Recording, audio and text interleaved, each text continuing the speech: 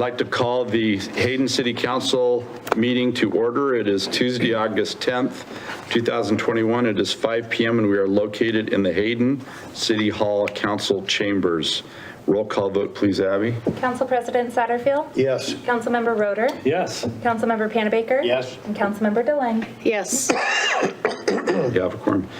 Justin, is it Starkey? Yes, sir. Justin Starkey, would you lead us in the Pledge of Allegiance, please? I pledge allegiance to the flag of the United States of America and to the republic for which it stands, one nation, under God, indivisible, with liberty and justice for all. Thank you. Can they hear me now? They can hear you now. For those that are online, if you could please mute Mr. Nagy. I think you went from mute to not mute, and we muted you again. So if you could all please mute, that'd be great. There are no additions or corrections that I know to the agenda. Are there any other additions or corrections by any member of the council? Hearing none, then we will move forward.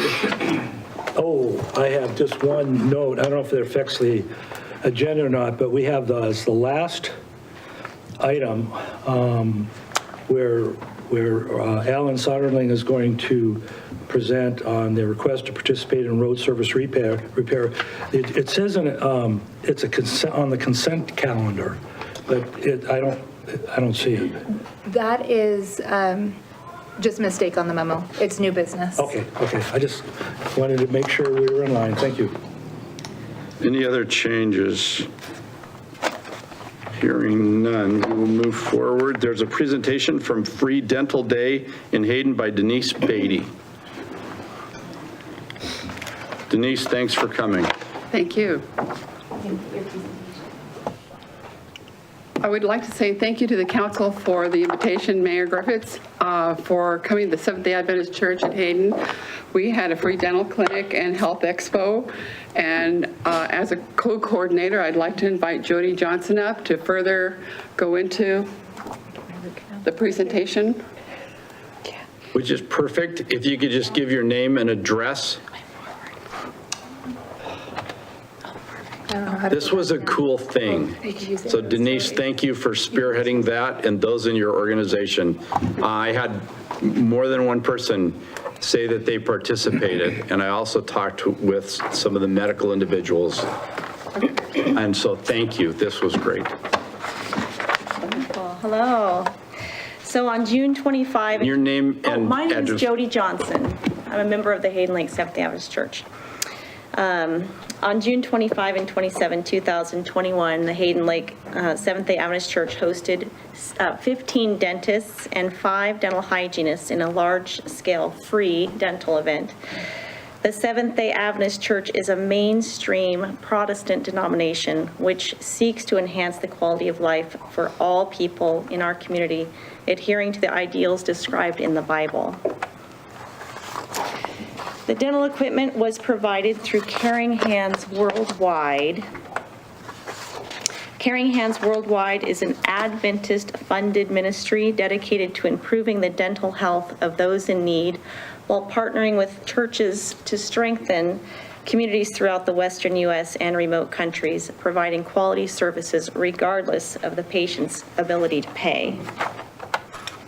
Services and procedures included teeth cleaning, checkups, fillings, and extractions while using well-equipped dental chairs and mobile x-rays. The dental needs of more than 200 Kootenai County residents were met. Some examples of those that were helped, there was a local cook from a downtown restaurant who has been clean and sober for 5 years, but as a result of their past lifestyle, they had many teeth that were broken and many abscesses, and they were in a lot of pain. They had many of their teeth already removed, but had 16 remaining that they couldn't afford to take out. So they coordinated with a local denturist, had a denture made, came to the clinic. We removed 16 additional teeth, and they left with with new teeth. So praise the Lord. There was also a young lady who takes care of her siblings and her cousins. She says, I just can't seem to catch a break, and this was a break for her. We were able to finish all of her fillings and get her mouth back in order. She says, thank you from the bottom of my heart. My uncle and aunt and dad can tell you that I don't ask for help, and I generally don't get breaks in this world. I don't complain about it because I cherish what I do have in my life, and now that includes you. You are without a doubt my guardian angel, and I thank God for you in so many ways. So thank you so much. I wish I could give you the world. There was also a mother who had her front teeth broken. They couldn't afford to get them fixed, so they were deteriorated beyond repair, so they were removed, and now she can get a partial denture for that. Her husband and her were so very thankful. So to the dentists, it's a pleasure to give their time in the form of a free dental clinic. It's gratifying to see all the smiles and appreciation that are expressed of people having been relieved of their pain and suffering. It is inspiring to see dentists and hygienists from far away as well as locally gather together for a weekend of service to others who may be less fortunate. The lifestyle of Seventh-day Adventists has been featured in National Geographic, CNN, The Today Show, Good Morning America, and The Blue Zones, a New York Times bestseller book that describes the lifestyles of the world's longest living people. As part of the dental clinic, participants were invited to participate in a health expo highlighting the 8 laws of health.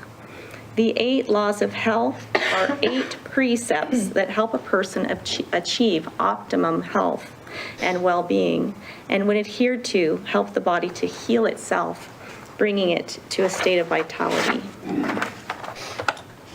Proper nutrition, exercise, use of water, sunlight, temperance, pure air, rest, and trust in divine power are true remedies. We had over 160 volunteers, mostly from our church and some from the community. The dental clinic was a first-time event for our church, and we ran into obstacles that only God could solve. The Seventh-day Adventist Church has the largest Protestant network of hospitals and clinics worldwide, with 733 healthcare institutions, over 31,000 beds, and 65 hospitals in the U.S. alone. We also have medical schools and dental schools. The most well-known is Loma Linda Medical and Dental School in Loma Linda, California. Therefore, our congregation has an unproportionately high level of healthcare workers. So it was amazing to witness how our church congregation came together and ministered to the dental and spiritual needs of over 200 people. The cooperation and spirit of service is very fulfilling, and we look forward to serving our Lord and Savior Jesus Christ by ministering to the community again very soon. We seek to share both our faith in God and the church's commitment to the betterment of all human beings, and our doors are always open to the community and to anyone who wishes to worship in one of our more than 153,000 Adventist congregations in 209 countries and territories worldwide. We want to also add this clinic happens in other churches, communities around the United States. This is Caring Hands Worldwide. There's Amen, and then, of course, the one on steroids is Your Best Pathway to Health that goes into cities around the country. Each of these dentists, everybody came at their own expense. They have spent their time. The Dental Board of Idaho was gracious and providing dental licensing, provisional license on a one form instead of a 6-page form. They did everything all at once together, so when they get to know you by name, I'm taking that, that's good. That's a good thing. The dentist, I want to let you know, we had it from Texas, California, Oregon, and Washington, and some from here, actually. And I want to let you know there was one doctor from Texas, Grand Prairie. He's patented many dental devices. He was there taking out a lot of the teeth. He is not a surgeon, but he's invented and patented many of the devices that makes it atraumatic. So it's not as much trauma taking them out as I'm sure just about everybody may know. This goes on. We're planning to do this in 2 years because the cost At our expense was around a little over $17,000 just to do this event. It can't even give you the magnitude of the cost that was saved, because normally a tooth would cost around $2,000 just to have one tooth removed. I personally know, and it's like, that's a lot. So we just want to say, if you're interested in more, we have a video team that young people that came in and videotaped, and they're going to do a kind of a documentary on different testimonies of people coming in and give them hope. We've had COVID, we've been isolated, like I said to you, we've been made to feel hopeless and helpless. We're not. And everybody can do something. And so it gave people hope, and maybe they'll treat their neighbors, help each other. And that's really what we wanted. So we want to say thank you for this time. And we look forward to doing it again. Thanks, Thank you. Denise. This was, I mean, we can quantify 200 people at $2,500 each is $500,000. But it's far greater than that.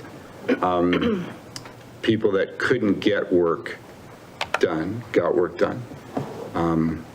The young lady with the kids that never asked for anything. There was other communication, but it was amazing. And it changed the spirit of 200 homes for the good. So thank you. It wasn't city related, but thank you from a personal basis. So, item 2, consent calendar. 2A, approval of Hayden Area Regional Sewer Board wastewater treatment plant facility upgrades payment request. 2B, approval of Jenkins Development Company LLC Gargoyle Granite Declaration of Restricted Covenants. 2C, approval of PZE-21-0094 Hayden Canyon First Edition, Hayden Canyon PUD Phase 1E, preliminary plat written decision. 2D, ratification of July payroll, and 2E, approval of bills for payment. One of the shortest consent calendars we have. Roger, you must have handled things a lot better. Do we have a motion to approve the consent calendar as read? So moved. Second. We have a motion and a second. Any discussion? One question. I'm looking on, the page is marked off, punched out. It's on page 3, and it's Buddy's backhoe service for Lacey Avenue Gravity Sewer for $83,600. I just like to know what are we doing there, and is that being paid by our capital sewer cap fee, or is it what? Could you tell us a little bit about that? Sure. That's a contract that the city approved, council approved about 3 months ago to put sewer in Lacey from Reed to 95 in conjunction with the water line that's going in for the water tank there. So what we did was we put the sewer line in the road below, because it's so much deeper than the water line. After the water line goes in, it's hard to get the sewer in. So that was a sewer expansion project that went in on Lacey. It's all done. If you drive that road, it's all paved. It's a brand new road. The water district paid for half the road, so we got, and we paid for the other half. So it's a joint, kind of a joint project, get that done. Now I remember, you said this is the timing on this, if we could do it now, it would save money, so let's do it. That's the kind of thinking I like from staff. That's great. Thank you, Alan. And it's been 2 years, 2.5 years in prep, so thank you. Any other discussion? Hearing none, roll call vote, please, Abby.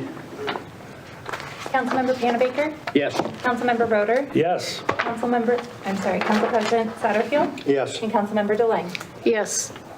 Excellent. We have 5 individuals that would like to speak, and I think it's great. It's general questions, so it's nothing on the agenda. We'll begin with Bob. Is it Liming? Liming. Thank you, Bob.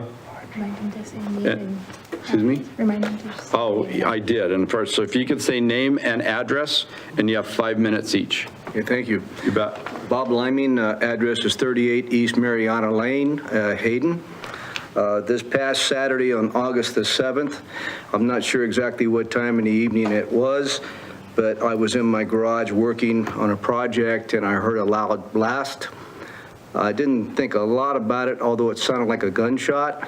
I let a minute or so elapse and I heard a second blast, but this one was really close, like next door. That alarmed me to the extent that I went to the door of the garage and looked out. I'm very close to Government Way at my address. I'm the third townhouse in. I identified that most of the residency came out of the townhouses, so it was not just me hearing that, but it alarmed a lot of our residents. There were 2 pickup trucks parked on northbound Government Way. I recognized 2 gentlemen trying to get into a truck. It looked like the one gentleman, the passenger, carried something in his hand. I couldn't identify it. I wasn't close enough. Because of today's world, I was a little hesitant to want to just rush up there and see if someone was hurt or if there was a real problem, obviously. But I did hide behind a bush, and I looked a little bit closer, and I could identify a woman who was in the pickup truck by herself. At that point in time, I decided on my own to call 911, which I have never done. I did so, and other residency joined me at that time. We were all discussing the situation and what to do. I shared with them that I had called 911, and we awaited their arrival. I don't know how much time that took. It seemed like to me 20 minutes, but when you're standing there in a situation, it could have been 10 minutes. The bottom line is that when the officers came, I made a comment about how long it took to respond to something that could have been very, very serious. As it turned out, it was a backfire from an older truck. But boy, I know guns, and I was shocked that it was a backfire. To make a long story short, this officer stated to me in response to my question as why it took so long, that there's a lack of policing. I understand that the sheriff had written an article approximately a month ago in the local paper in regards to his concern about this. And I've been reflecting on that now, and it just seems to me like beyond leadership of a community, that fire and policing is the infrastructure of a community. There's many things that can go on, but that needs to be a priority. We're all aware of the national dilemma with police retention and funding, and it needs to be a priority. As a resident and citizen of this community, I would like to see it as such. I would be curious as to what the recommended standards are for the policy of manpower versus the per capita populations, especially with the extreme growth that you've experienced here in Hayden in these last couple of years. I saw one population sign, I can't recall exactly where, but I believe it was on Honeysuckle, that says the population was 14,000 and something, whereas I'm hearing, I believe it's over 20,000 now. No? Okay. 17, but that's 17, okay, doesn't okay. it? I'm sorry. But the point is that it sounds to me like there is a definite need.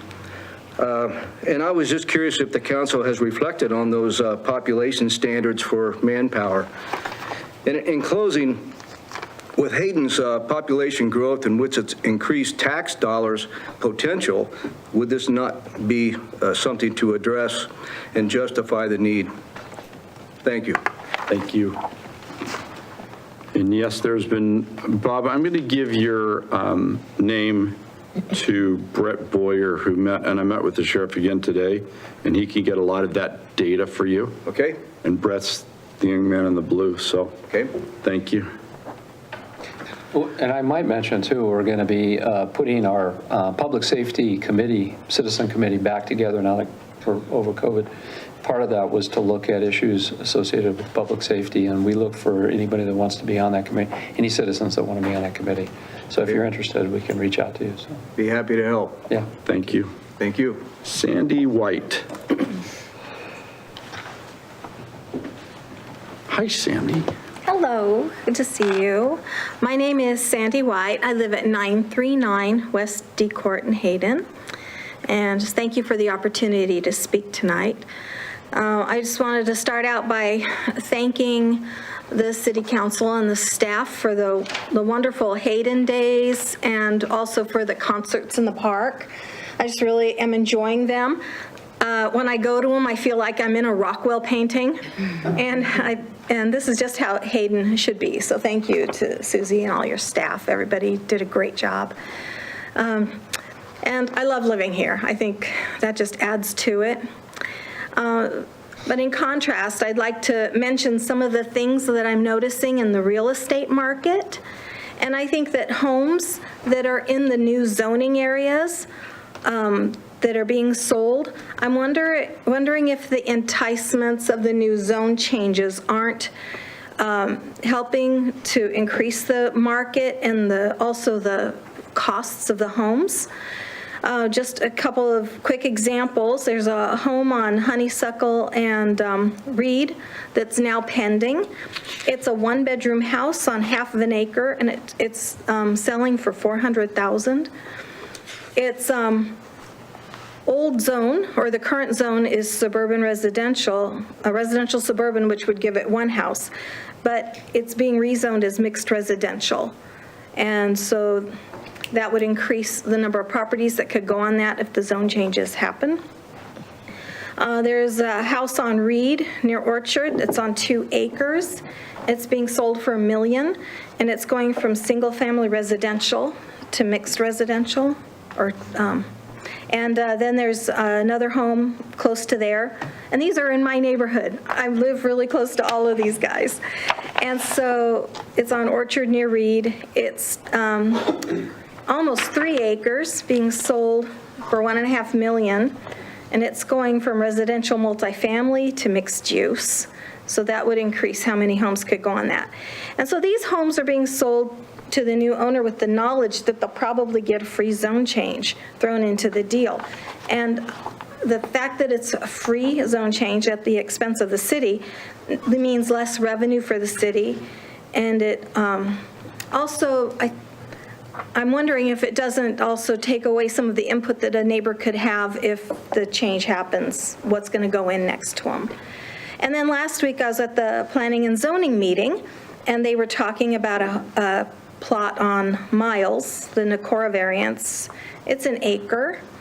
It's they were asking for a driveway allowance, and the property is residential suburban, and it would be changed to single-family residential. So that would go from 1 house to 4 or so.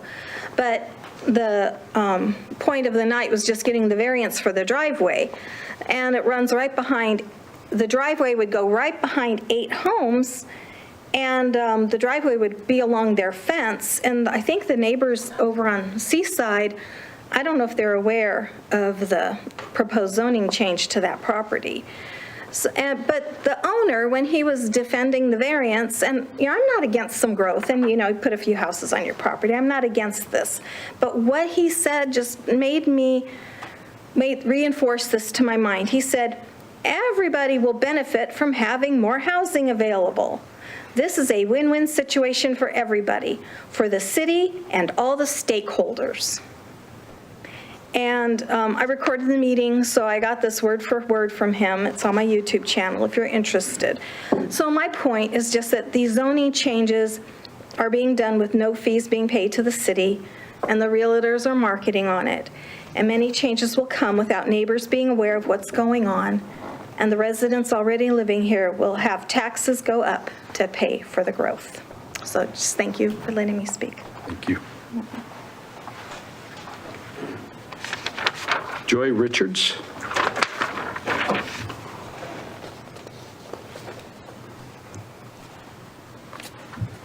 My name is Joy Richards, and I live at 1345 East Lacey Avenue in Hayden.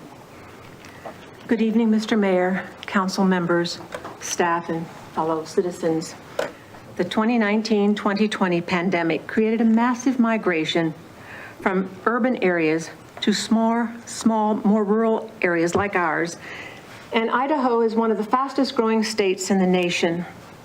We find ourselves at a crossroads. Crucial decisions made now will have far-reaching consequences for the future of our town, our children, and our grandchildren. Why are we in such a hurry to make major changes that will accelerate growth? There are already significant deficiencies with law enforcement, fire protection, roadways, hospital services, and education. If safety, well-being, and preserving our small town feel are truly overriding considerations for growth, why are they being overlooked, disregarded, and ignored? How can we have smart growth when the voters continually turn down levies for infrastructure? If the voters are against financing infrastructure and impact fees cannot be used to correct deficiencies, how can we continue down this path in good faith? Adding more structures that make the existing deficiencies worse doesn't make sense. And why is common sense not common anymore? I am one of the previously silent majority who is becoming more vocal about how the city is managing growth. Something needs to change. We need to reassess what we're doing, and we need to do it soon to preserve our city. Thank you.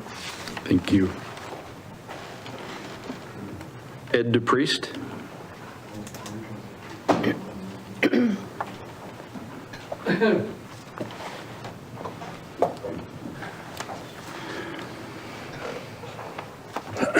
Okay, good evening. Ed DePriest, 8116 North Stonehaven Drive in Hayden. I have a feeling that what I'm going to say tonight is going to be a little uncomfortable. It's a little uncomfortable for me, but it's in the public record, it's in the public knowledge, and it's in the public discussion. I have a couple questions, and I know you can't answer me, but that I would like to somehow or another understand. Using the request for public records, I found it interesting that inter-office emails made some references that just don't seem right.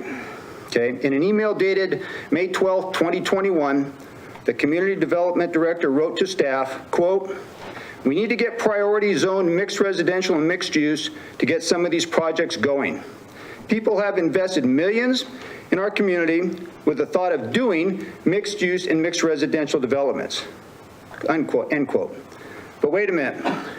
Based on the current zone map of record, the 2019 zone map, that map does not have mixed use and mixed residential on it.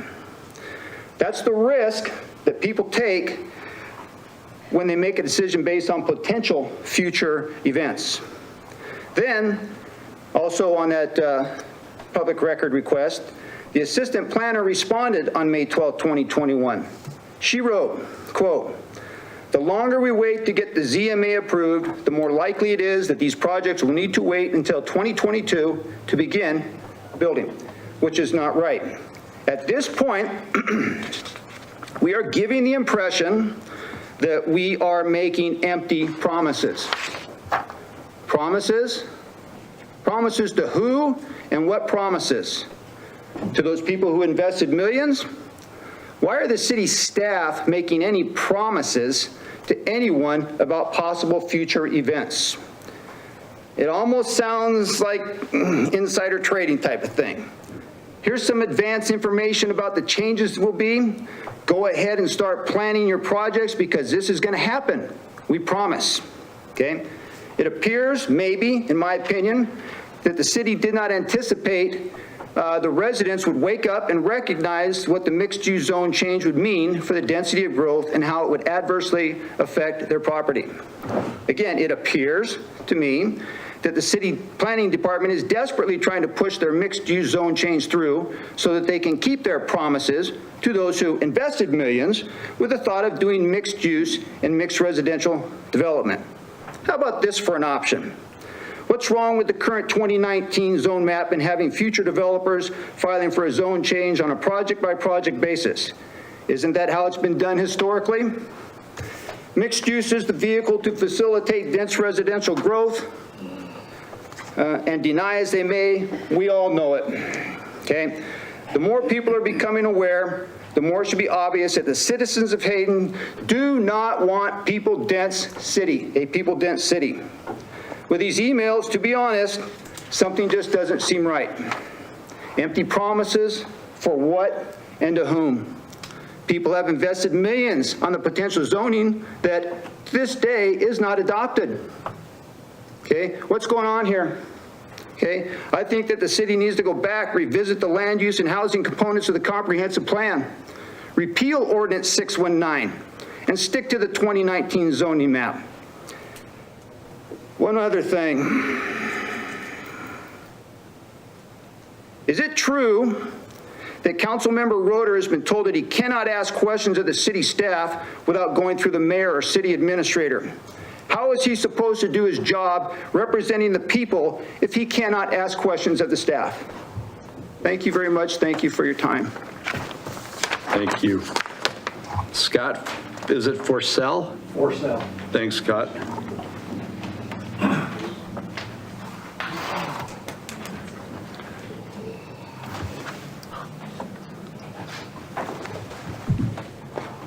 Thank you for the opportunity to comment tonight.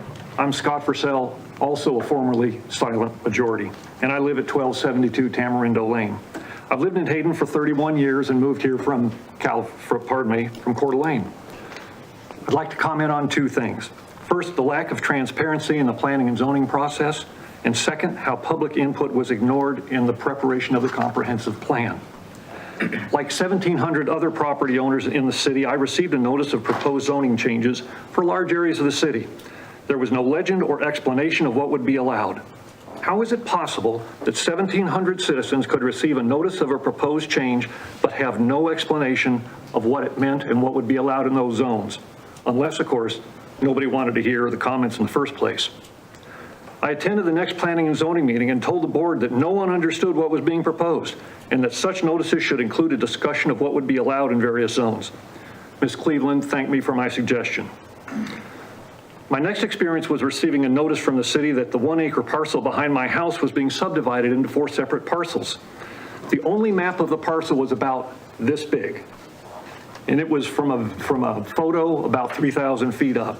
I had to go to City Hall to get a plat of the parcel, and I found the proposal was for 4 single-family homes, but with 21 parking spaces. Wow. Now, what subdivision with 4 single-family homes need 21 parking spaces? A huge omission in the notice when it would have been just as easy to include a plat. After the second example of the city planning department not fully disclosing what is being proposed or taking the easy way out, I've come to the conclusion that City Hall routinely does not fully inform citizens of what they're planning to do. Perhaps city planning staff hopes that if they don't disclose fully, there'll be less pushback from Hayden citizens. They're probably right, but where does that leave us? I started reading the comprehensive plan and the public input received in the plan. I wanted to see what public input justified the level of proposed development that's contained in the plan now. My reason for standing here tonight is not to discuss the plan, but to show you what I believe are biases used by city staffers to put the plan together. The bottom line, public input received for the plan is not reflected in the plan. Based on public input, there is no public input. There is no justification for the plan's level of development. Public input is contained in the Plan Public Input Summary Report. Here's a few examples of the public input and how it was summarized in the plan. Page 20, summary statement. Citizen preferences on the topic of housing are inconsistent across the board of multifamily to single-family homes with preference for single-family developments. However, they are certainly not consistent. The photo shows below that shows a clear citizen preference for single-family residents as opposed to multifamily residences such as townhouses and apartments. In the heavily analyzed citizen survey, which the city received 280 responses, the summary on page 27 says, I'm not making this up, citizens unanimously agree that they like growth, but that it needs to pay for itself. However, hidden in the document, in the back of the document, a graph on page 36, it shows that 24% of the respondents said, I do not want any growth. That's 0. Now, I'm not here to argue for 0 growth, but I only want to show the false statements contained in the summary that may have been used to justify the proposed level of development in the plan. I have more examples, but I don't have a lot of time left. I was also, by the way, surprised to find out that 30% of the people who filled out that survey didn't even live in Hayden. I wonder what they were pushing. As Mr. DePriest just said, I have this email from Melissa Cleveland to Brett Boyer, Caitlin Kling, Donna Phillips, and Shannon Drapo. I won't bother going over what they said, but why is the city staff trying to play favorites with developers over citizen input? I do not understand that. We citizens are the ones that are left to pick up the pieces and pay for the infrastructure. as if folks have already mentioned tonight, we can't pay for that now. It's clear from these emails that the city staff are making promises to developers and are in fact trying their best to facilitate the development. These staff should be responsible to the mayor and council. We citizens have no control over City Hall, but we count on you, Mr. Mayor and council members, to do that for us, to be our watchdogs. Please realize the misinformation that's being generated from city staff, including the citizen input that was wrongly stated or ignored in the comprehensive plan, and make things right. Thank you very much for the opportunity to comment. Thank you. Thank you all for taking the time to be able to be here and for the data. Agenda item 4, unfinished business. A, 2040 comprehensive plan process concerning open house summary, the new open house summary, overview of mixed residential. So 4A, Donna? Actually, What? Actually, I was going to go first, just to contact. That's why I wasn't sure. Yeah, Okay, I'll go Brett? first, look it up there. Caitlin has a statement to make. Thank you.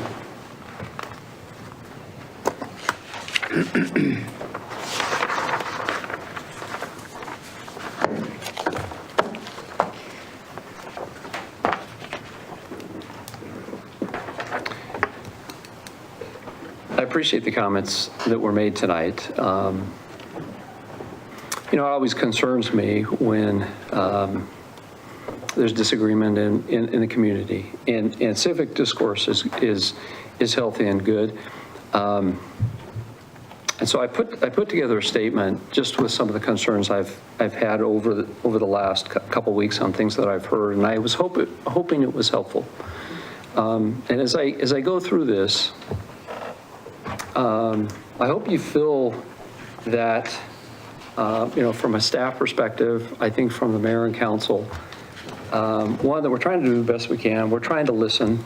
We're trying to turn. And I think the items on the agenda tonight are meant to reflect listening to some of the comments we've heard, to kind of stop some things and look at it and listen.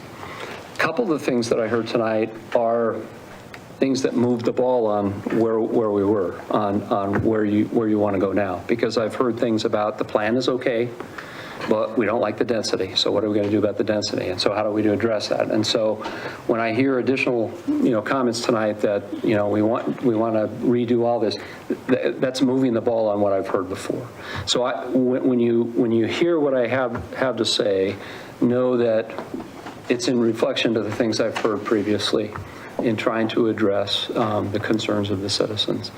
And anyways, I'll read the statement, and I'm always open to talk with anyone. I had a great conversation with Joy. I appreciated her time and be able to hear her concerns, and others. I've maybe briefly spoken with Ed and some with Sandra, and I appreciate that you're involved, because I can tell you that in past experiences in dealing with comprehensive plans, we get very little input and comment from citizens, and so it's after the fact, and so we're trying to turn and respond to some of the things you have. Some of the concerns that you brought up about staff, for me, my perspective is it's process that they're talking about when they're talking about trying to help people. And that's part of the comment I have here. It's not in any way that somebody's going to benefit by the development. They might, going through the process, you know, heard from consultants that, you know, here's something that would be beneficial to use, and go and we look at that. But no one on a staff level is benefiting financially or trying to do something wrong. I think, let me go through this, and then we'll move on to Donna. So I wanted to give context to the discussion tonight. There's 4 items that we put on the agenda in this topic. The first was to give a review of the open house and answer questions. And this isn't the first open house we've had, in trying to listen to what people have to say. The second one is to present a discussion on the density, discussing the current zoning of multifamily and comparing with mixed use, and discuss the why they were presented that way. This is meant to answer questions that you all have had and that Matt requested to be part of this discussion. So we met with Matt last week, specifically with some of his concerns. And that item was a result of that and questions you've had. So that's number 2. Number 3 is to present in design standards changes that we heard in the last meeting on mixed-use design standards to address the concerns concerning density. The fourth is the zone map amendment direction. And so this, when I say zone map, that refers to the letters that went out to some folks. You received one. So giving additional context, early 2019, so early of that year, the planning started for updating the 4 city plans, comprehensive sewer, streets, and parks. I have never seen it done before where you put 4 together, and in my opinion, it actually worked out very well to do them together. I think we saved the city some money by doing it together. The process officially kicked off in the summer of 2019 with a community festival in November of 2019. So all of this is still before COVID. We had over 100 people that showed up at that community event that gave comments that you were referring to in the plan. We were ecstatic to have 100 people come to that. I can tell you in the plans that I've done before, to have 100 people in the community come out, we were happy. We thought we did really good to have that many people come out and give us comments on the plan. With that, we did polling questions online, and we did a community survey that was done by December 2019, all again before COVID. There were workshops with the main one and joint P&Z workshop with maps and discussions of the zoning areas. So we had multiple meetings where we sat in this room. It was open to the public, where the information that came out of those meetings were put on maps, and then they were discussed. Here are the different areas. This is what we're doing. And so the staff was following direction from P&Z and from the mayor and council when we went through that. Again, pre-COVID. As consistent with most cities and counties, a consultant was hired to advise with the plans and with public input and outreach as well as planning. The plan was approved in November of 2020. It was unanimous. The next step was getting the city code changes in place reflecting the comprehensive plan changes. This was completed in April of 2021. This again, the approval on the code changes was unanimous. And I think that's about the time, I think Ed put some things out there and people started to take note of what was going. So we had passed the plan, we had passed the code changes, and our next step, which we had outlined early on in the process, was change the comprehensive plans, change the code, and then move to the zoning process, which is where we got to. And that's where we started to hear from citizens that they were concerned with what was going on. So I'm hopefully not repeating it. The next step was getting the city code changes in place, reflecting the comprehensive plan changes. This was completed in April 2021. Okay, that is where we paused the process. There's been confusion on the zone change letters, and so we stopped the process to step back, educate, and get direction from council on direction, which we hope to do tonight. So that was one of the first times trying to listen to the public, is we were confused by those letters. And we understand that. I think the mayor and council, after they got it, heard, questions from folks as well. I don't think they fully, completely understood that as well. And so the process stopped. We put it on hold, and we've been listening, trying to figure out, put a process together. So we're here. How do we get from here to move forward with things? And so again, tonight is to look at options to move forward with that. I wanted to give context to the process to show that the plan is not one staff member's ideas. It is not fair to say so. While staff did meet with consultants and work hard to put together the plan, it is a plan worked through in workshops with P&Z and council, approved by both P&Z and council. At the time, all thought it was a good plan. In relation to our staff, I would expect civility and respect when it comes to talking about staff that have worked hard on a plan that they had good direction to move forward with. Negative inferences, innuendo, and comments made of staff or others on their character or motives with the plan, whether in person or on social media, is not respectful nor appropriate. Good civic discourse, which we like, does not include those things. Our staff works hard and cares about this community, and they are good, honest people. We have established customer service goals in everything we do, and so when we respond to development requests in a timely, helpful manner, as we do with all interactions with all community members, it is that, trying to provide good customer service. Staff holds everyone accountable, including developers, making sure they follow our codes and pay our fees.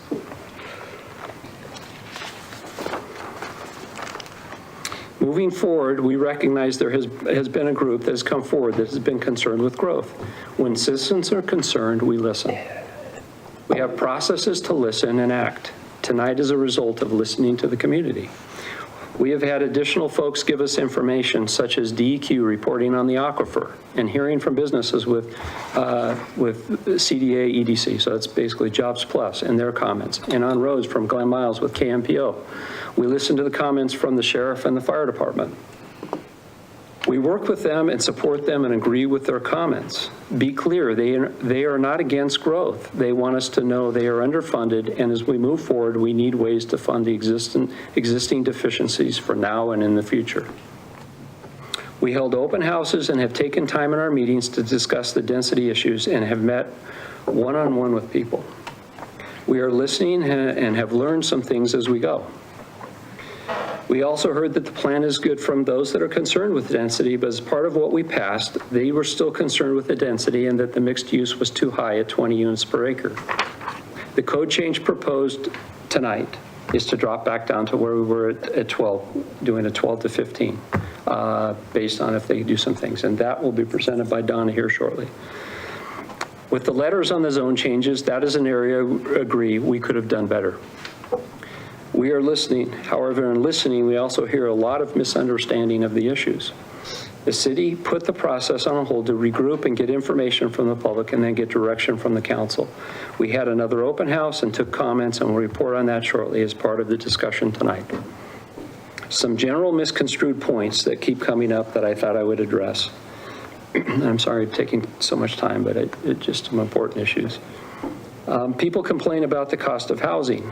We have little to nothing to do with the cost and availability of housing. If houses cost too much, the city does not control that. That issue is controlled by outside influences bigger than our own.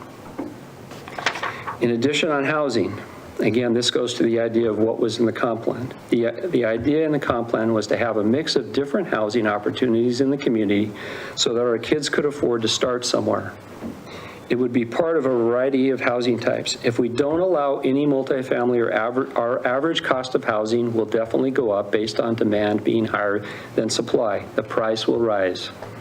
Single-family homes will still be predominant residential land use under the plan. It is not the city of Hayden's goal to hit 34,000 population in 2040. In the comp plan, that number was a statistical model number from the Kootenai Metropolitan Planning Organization that is over roads in the area. And those same numbers are used by all major communities for planning and grants. We did not take that number and then take our comp plan areas to design to that mark. So in the comp plan, it has this number. We did not take the comp plan and say, okay, how do we get to that number? That is not the city's goal. We looked at the different land uses and tried to decide where it was appropriate to put the different land uses and where they should go. And so when you see on the west side, you see some of that mixed use and mixed residential. The idea was that is in an area where there will be new roads, the Hutter bypass, those kind of things, and it could afford to have additional zoning there.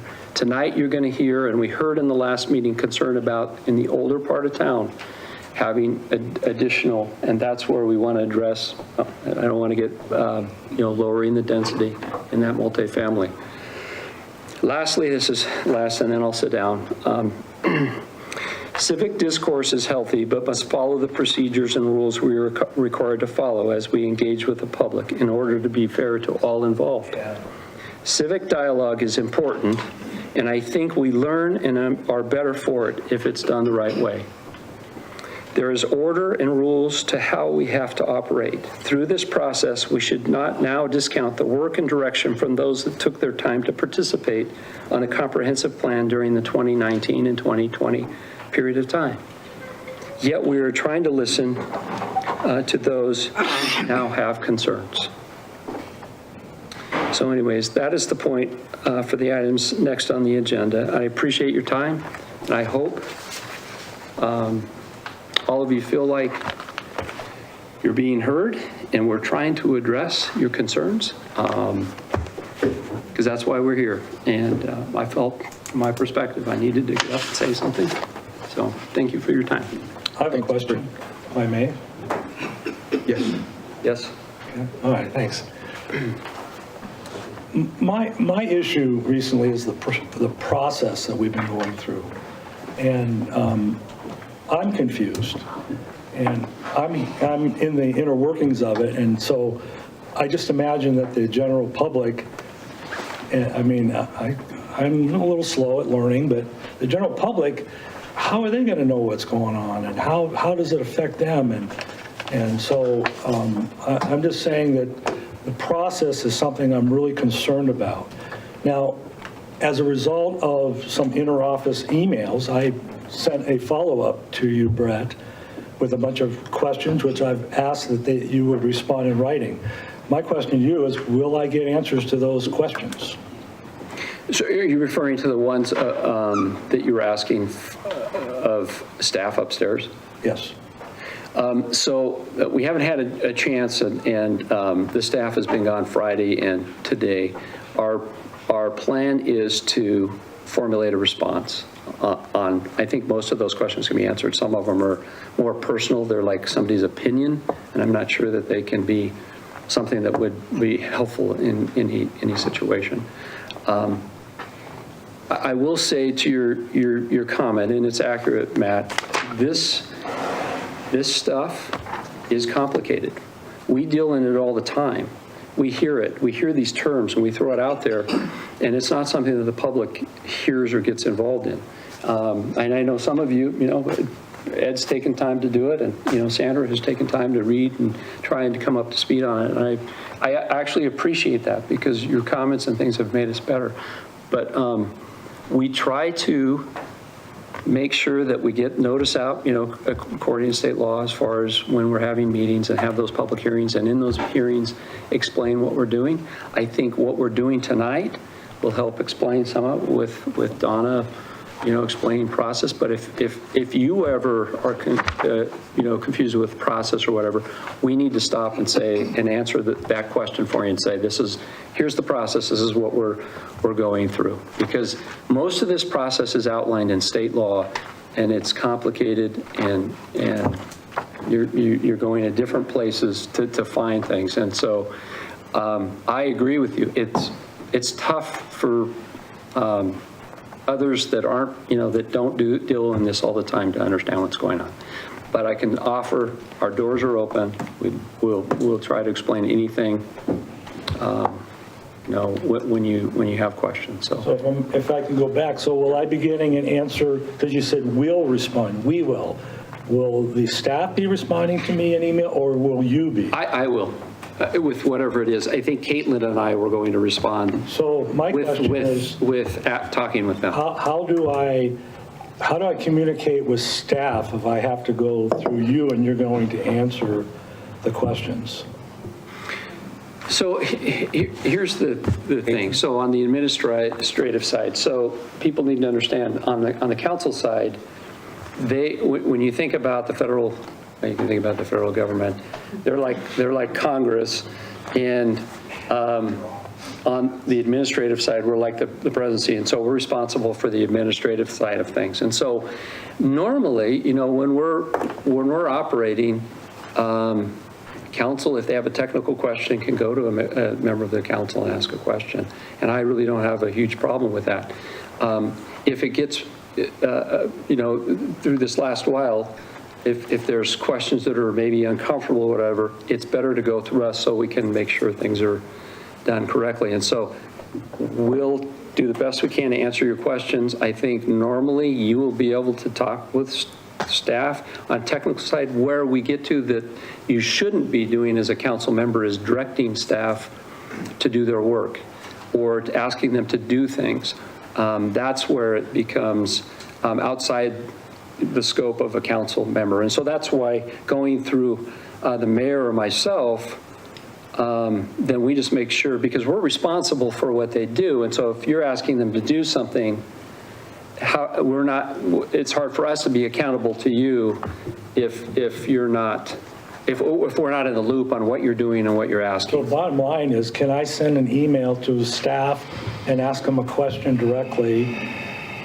I'm not directing them, I'm asking questions. I mean, to do this job, I have to trust staff, and I have to trust what they bring forward, and I have to trust the consultants, because I don't know everything they know. So I have to be able to ask specific questions to do my job. So my question, again, is can I send an email directly to a staff member and ask a question? I think in the past, what I've asked you to do with that is to include, if you're asking something specific, just include me on the email. And that way I'm aware of what's going on, and then we can respond to you.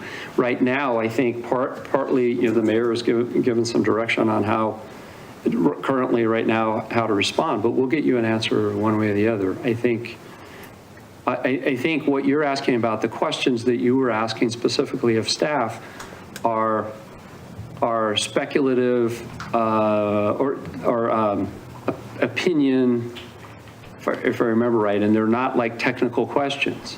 And well, I asked, for example, who are the millionaires in that email? Who are they?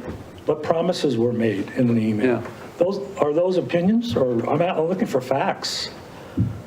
Can I ask those questions or not? I guess that's the question. Yeah, you can ask them. We just want to help through that to make sure, again, that we just follow. I think. Yeah, just ask, include me, and then we'll help respond. And just overall on the process, as council knows, the council's the legislative body of the city. You act as one together, have the legislate, and you're voting together as a combined body or quorum of you. Act as the legislative authority of the city. The mayor is the administrative official of the city. He has the only authority to hire, fire, supervise employees. And we have a city administrator. So through that, and that's what Brett is referring to on the wanting to be included when those discussions are made with personnel, because they are ultimately responsible for the personnel. So that's just on the process of the whys we have that, because I don't know that the public necessarily understands or knows of those roles and responsibilities set forth in Title 50, Chapter 6 and 7, just for councils and mayors and what governs those. So Caitlin, I have a question. So is there a state statute, and a Hayden ordinance, or a Hayden policy that forbids me to send an email to staff? No. Ask questions? No. Okay. Thank you. But there's also nothing requiring them to answer. Oh, they don't have to answer? So how do I do my job? I'm saying, you're asking, can you respond to questions? Please, he knows, please, this is important in the process, and it's code. It's not. I just wanted to provide the This isn't full. making things I'm not, up. just wanted to provide the But the full. answer was, Councilmember Roeder wants information and deserves information, as does the public, at whatever level. And when that information consists of either accusation or other information that's not specific, it doesn't matter, just go through Brett. And so staff has the responsibility to report through Brett, not to report to council. That's just the way that it is. It doesn't, I love my sister. I think my sister's really smart, but my responsibilities to my children, her responsibilities to her children.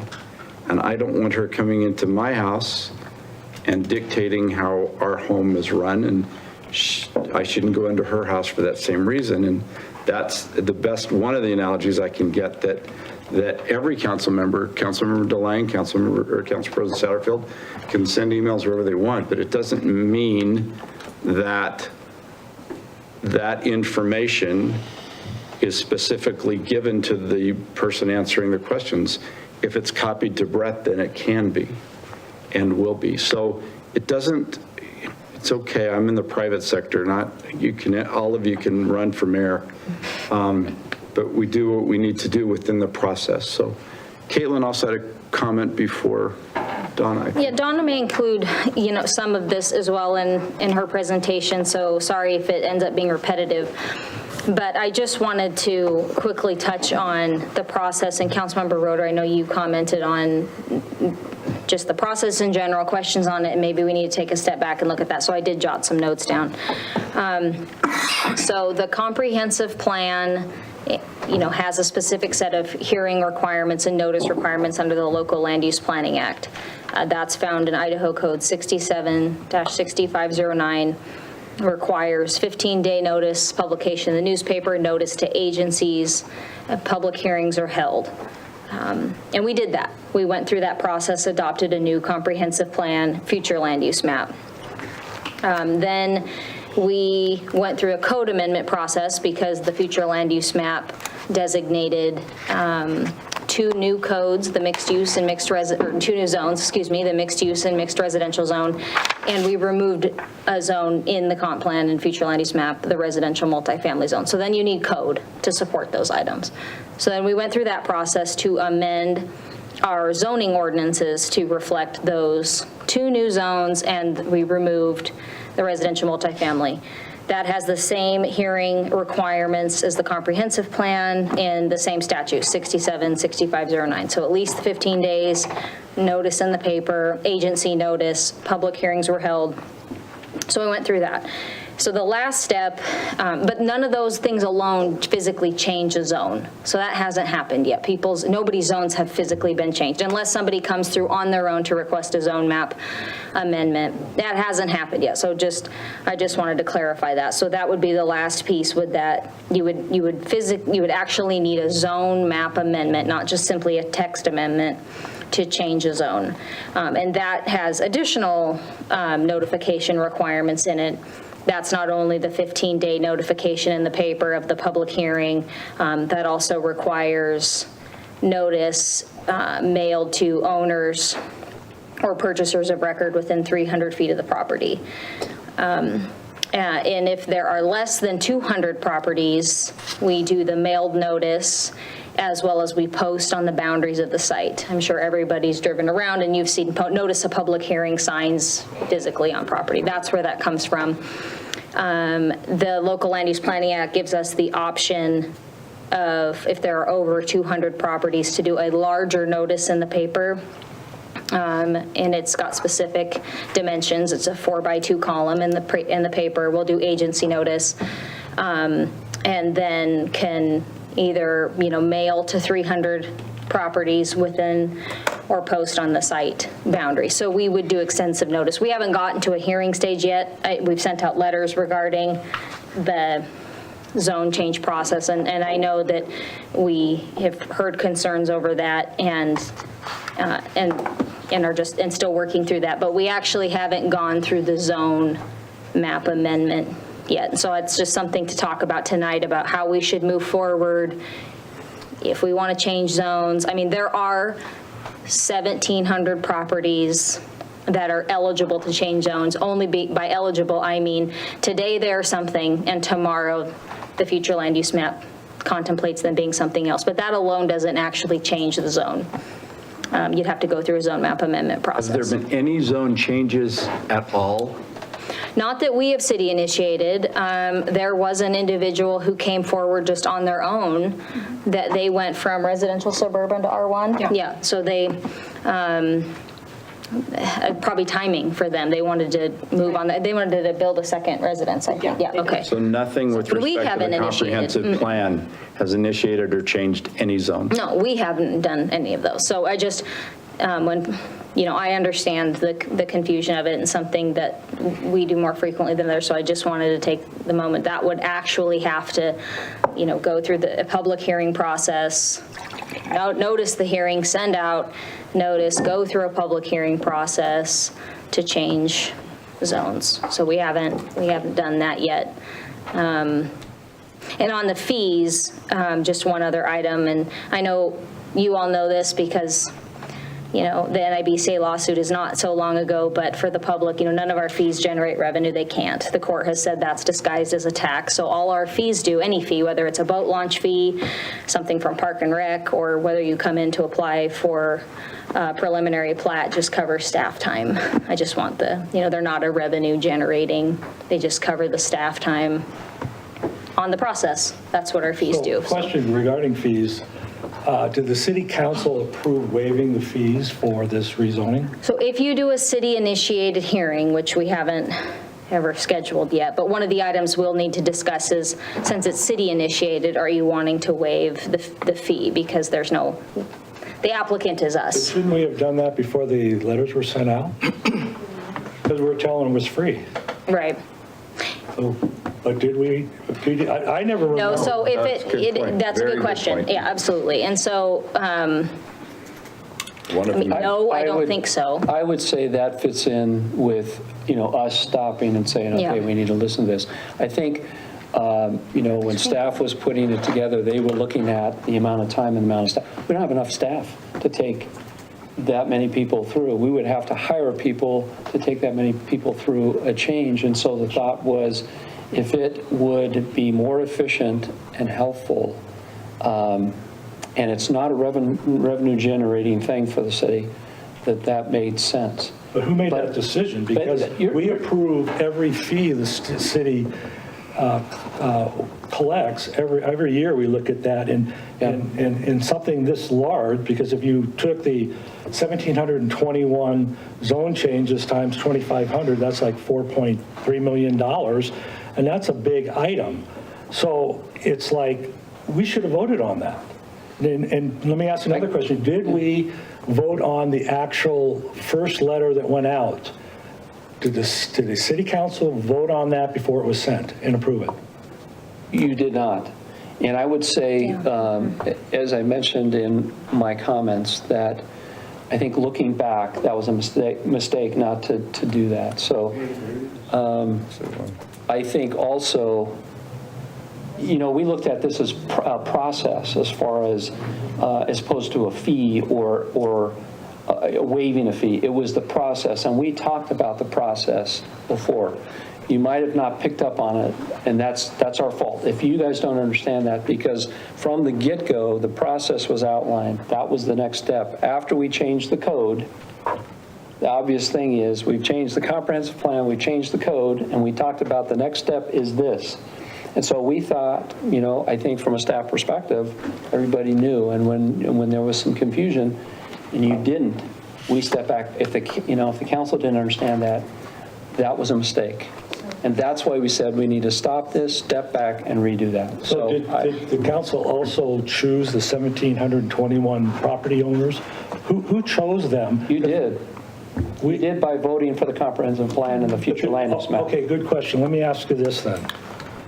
This is an important question. I don't know how to answer this. Maybe somebody can answer this. Please identify the goals, policies, and actions of the 2040 comp plan where the notice of zone change, rezoning of 1,721 Hayden properties is found. Now, I got a PDF file, and I went through every conceivable search. I can't find it there.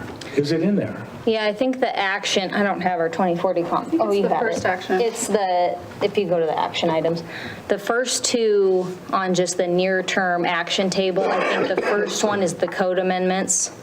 The second one is, I believe, a zone map amendment.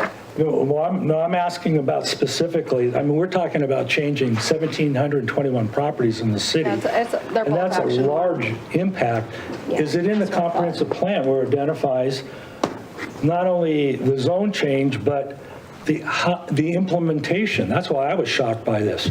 Is it also the implementation, which I think is one of the 17 items that the Idaho Land Use Act, it's the Idaho Land Use Handbook requires to identify implementation. In the comp plan? Now, is that in there? In the comprehensive plan, all of the categories?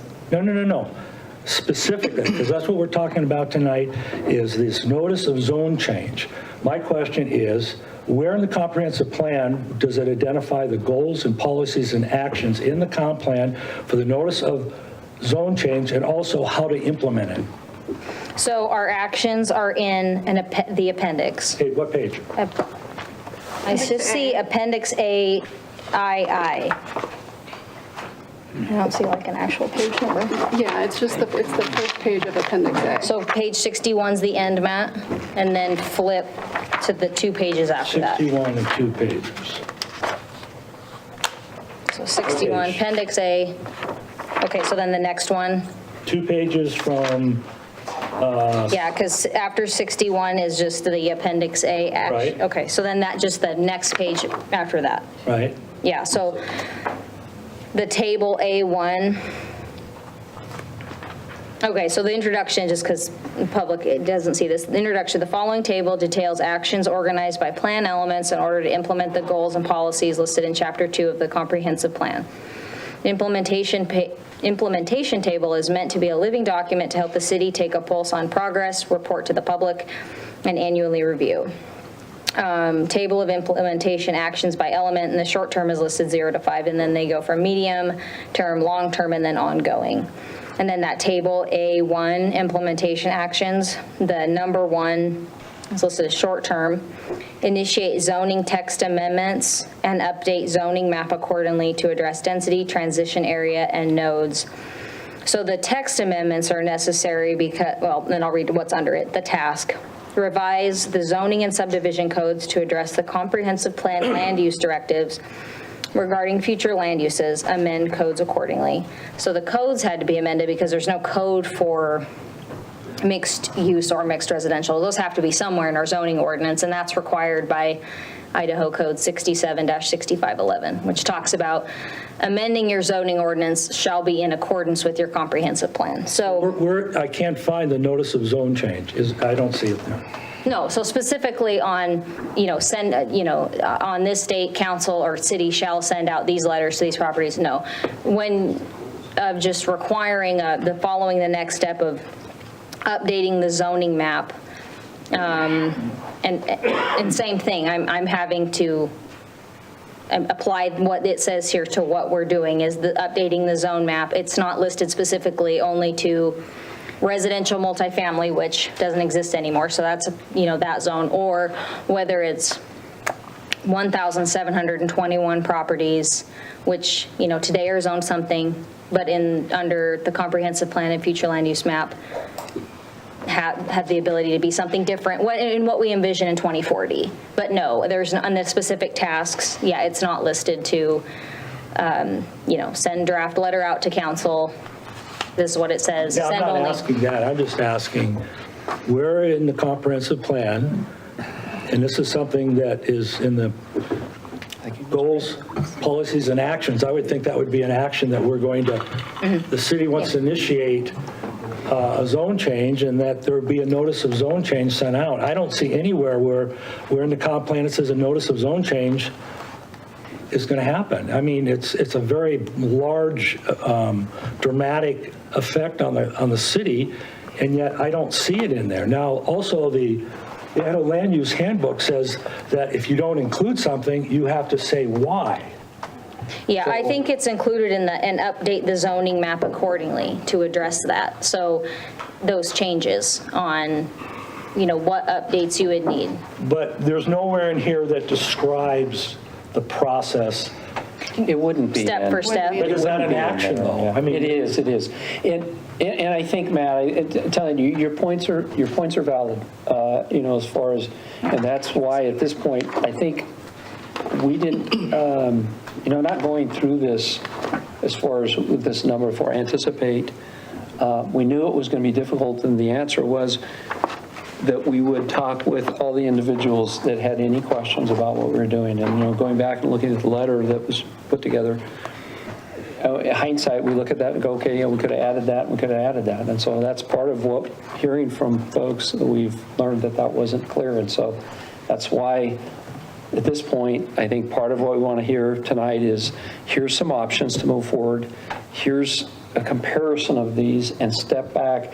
I think what it's going to require is we'll have to send out, after you give direction on what to do, it'll require another letter to go out to the folks and say, depending on what you do, if you go with one, it may be a letter that says, after hearing from folks, your zoning is not going to change, and it stays the same, and then maybe only the ones that it affects, they would get a specific letter or something like that. Depending on what you decide to do, there's 4 options.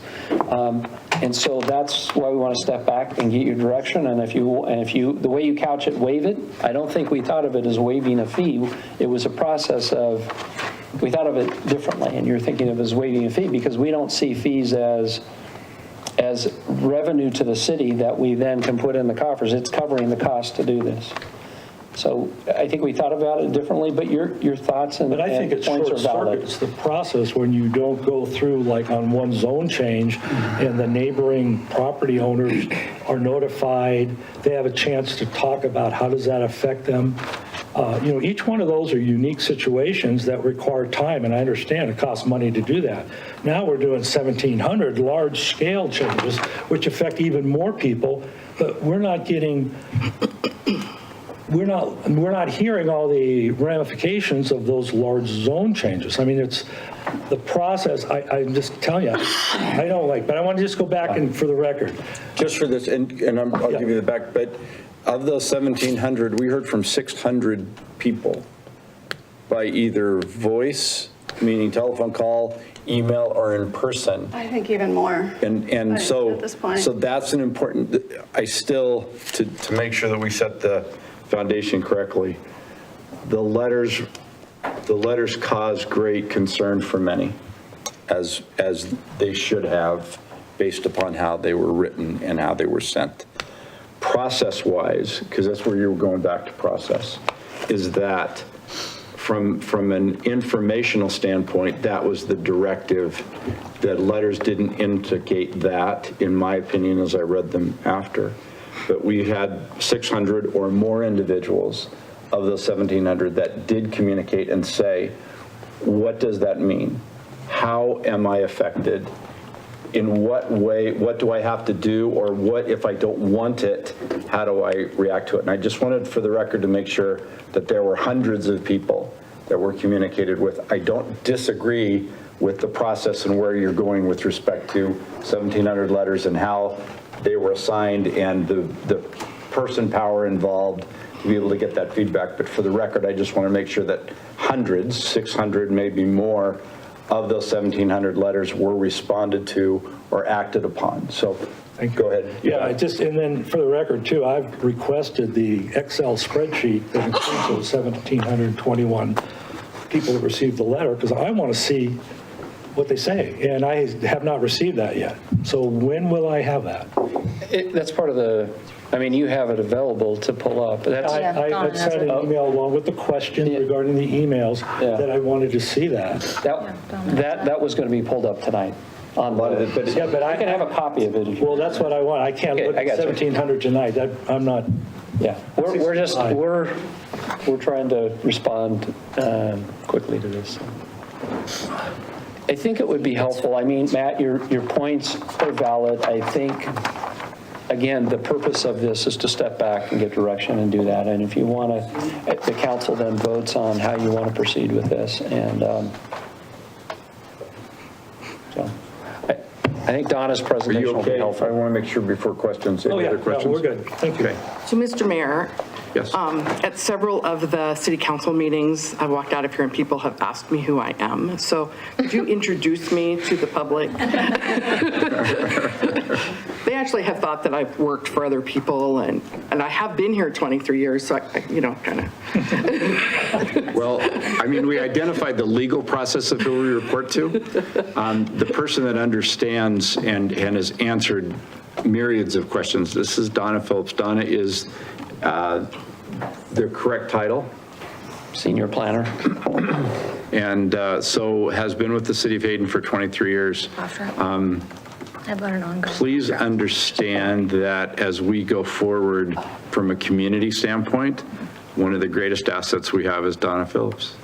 Just so that you know, she's amazing and answers questions and understands the background with respect to the answer to the question. Sometimes I get a question answered and then she'll smile and say, but this is why we're here.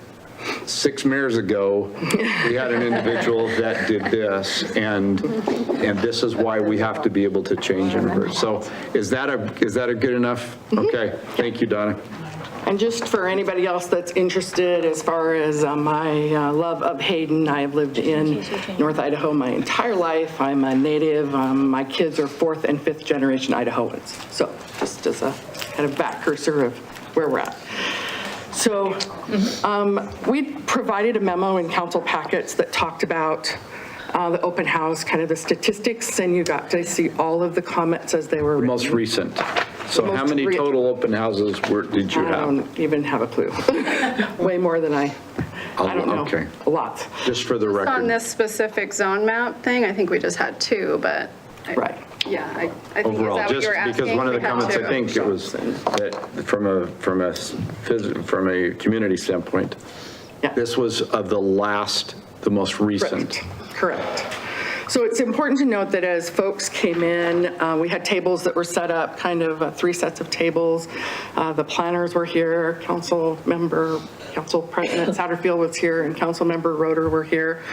And as folks came in, they signed in, they were handed a comment form, and as they waited for a planner, they wrote their comments down. And so many of the comments that you received were either started or completed prior to when they met with a planner, just to give it some context.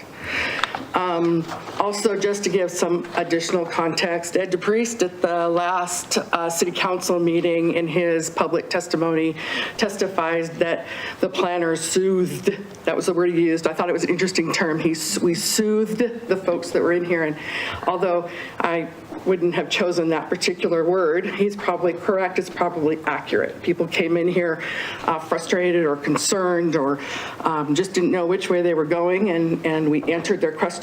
Many times part of the questions were, hey, this is my piece of property, this is what it's zoned. We'd say, what do you want to do with it? They would tell us, and we would tell them if their current zone would allow for it or if the future zone would allow for it. That's pretty much the question and answers that we addressed. So on the comment forms that you've got, they were good comments overall. I kind of read them through. They make sense. But I offer the following just as kind of a recap to that. Zone maps are printed about once a year, sometimes a little longer between spreads, really depending on staff time and how you can get that to all move forward. It's an ever-changing document, so every time somebody comes forward and requests a zone change, it effectively changes the zone map, although the printed copy might not reflect that. So that's an ever-moving document, very live. It always moves. No public notices have been sent to date. So there isn't a public notice out there for a zone map amendment of any kind, only information gathering at this point. And even if we were to move forward with one of the choices later, we would still do an information gathering because in order to get there, we'd have to know what we're actually noticing. So it's important to know no notices have been sent to date. On page 43 of that attachment, I noticed that somebody included some photos that they brought with them and attached them as public comments. It's important to note that those are tall structures, 6 and 7 stories. There's nowhere in the city you're going to put a structure 6 or 7 stories tall because our height restrictions won't allow for it. We don't do zero lot lines in those mixed-use zones that they're referring to. There are side yard setbacks and there are front and rear yard setbacks, so they're not sitting on top of each other. So the pictures are not adequate reflections or accurate reflections of what a mixed-use code is about. So, and I know a picture is worth 1,000 words, and you get it kind of ingrained in your brain. So those are not it. I think the number one thing that we're hearing, and we're hearing it from everybody here tonight and all of those comments, is too much, too fast. Change is always difficult for everyone. Everybody, I don't know a person on the planet that likes change any given day of the week.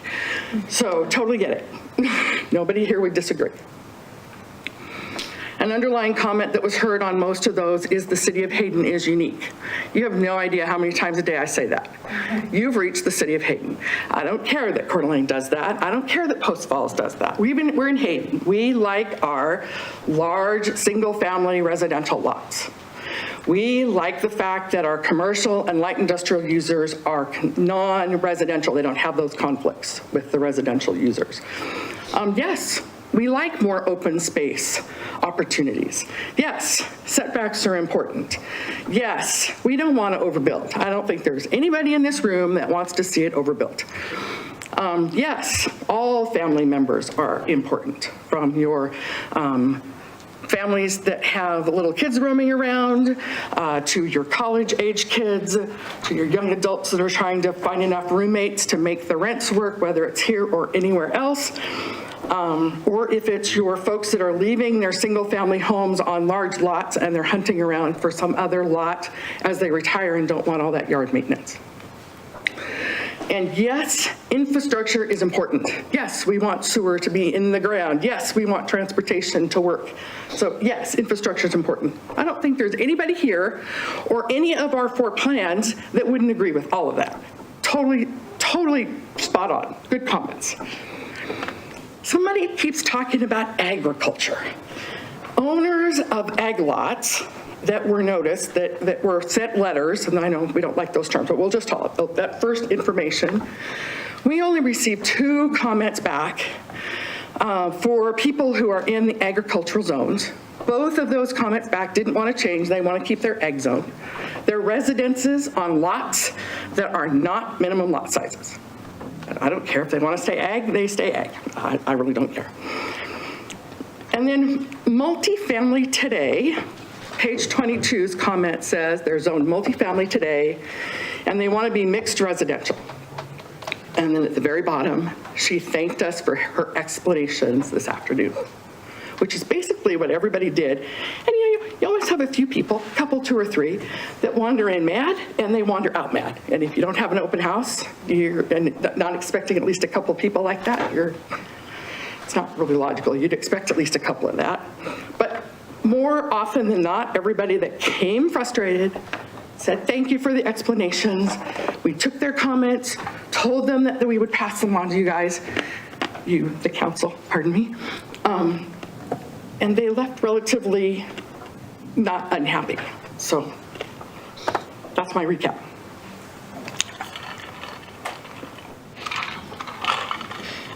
In their packets, why don't you explain to the public what's in the packets? Some people may not have seen the information. Was there? In the packets, we presented a memo that kind of gave a recap of how many people were in attendance, and how many people, 72 people attended the open house from 57 different addresses. And then we included the sign-in sheet in the packet for all of those residences. And we talked about the fact that most conversations were with people who owned property and wanted to understand the zoning. And a few conversations were more along the lines of general comments regarding growth in general. We did receive comments asking the city to reduce multifamily density. And when asked why they chose this number, most could not give a reason, which is pretty common response that we've been receiving. Questions?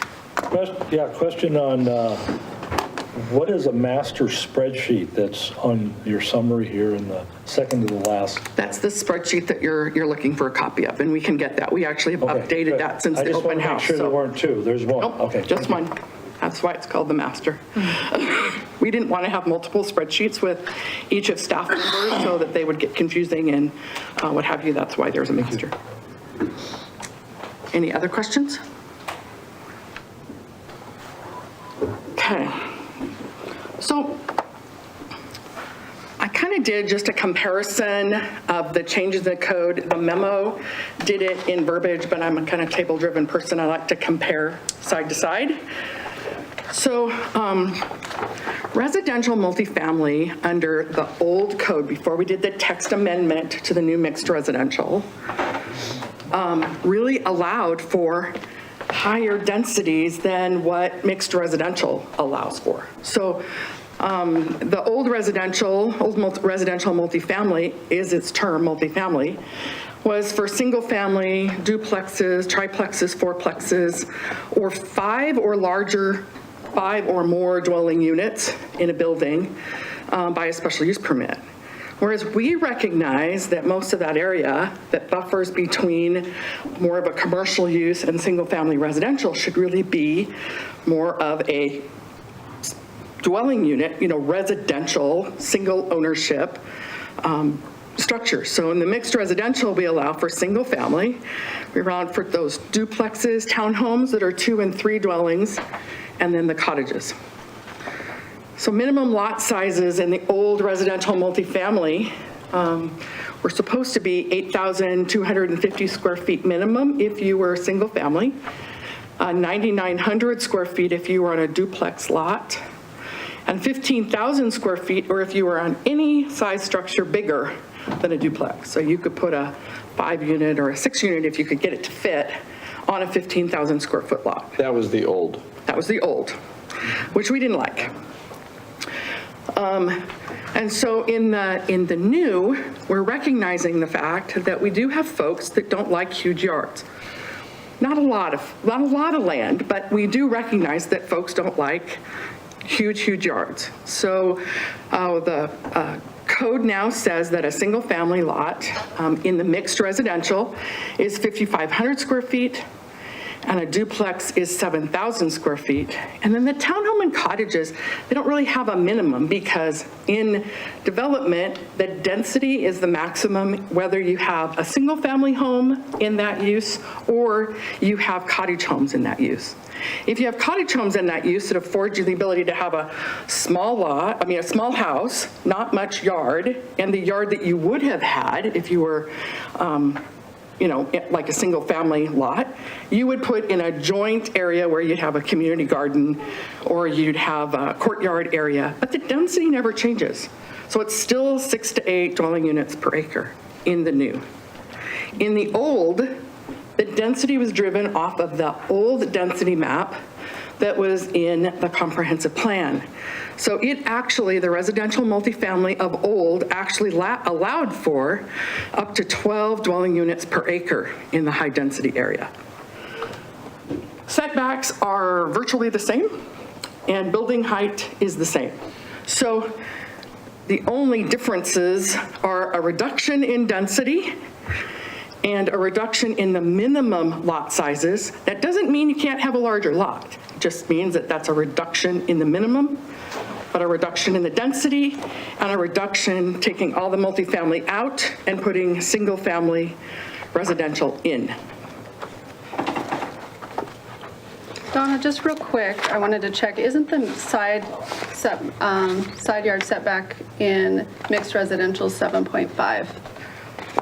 It is for It is only for the duplexes. For the duplexes? Correct. So I just didn't want somebody to. I was comparing single family to single family, Okay. but thank you.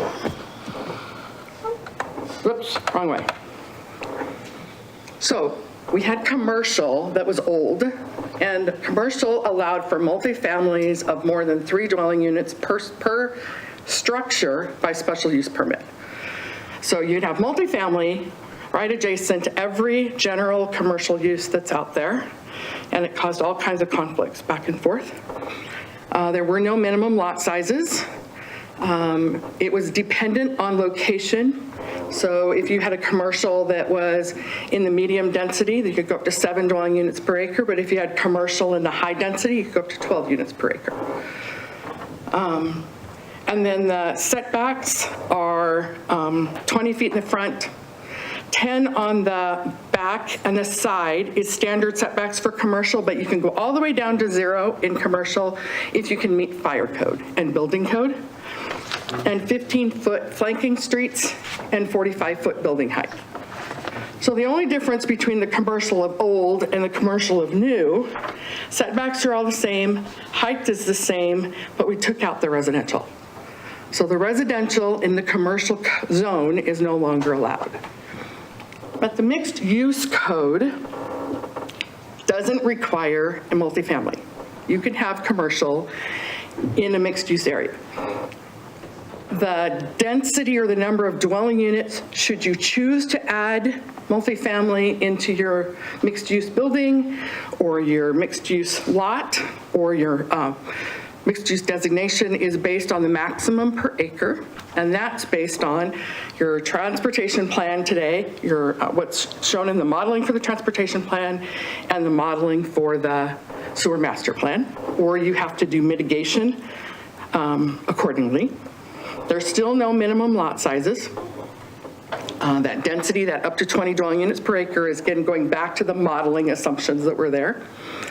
But I want you to note the setback differences between the mixed use that allows multifamily and the commercial of old. You still have a 20-foot front yard setback, but you have a 20-foot side yard setback. So if you have a multifamily 20-foot back, good point. If you have a multifamily structure on your mixed-use building, you have to be 20 feet from your rear yard. Unlike the commercial of old that you could be 10 feet away, or if you did zero lot line construction and met fire and building code, you could be 0 feet away. We recognize the fact that we wanted to push those forward a bit and not have them on top of the property line. And then the 10-foot is the same on the sides as it was in the commercial to keep those consistent. Again, mixed use, 15-foot flanking street, and that 45-foot ceiling height.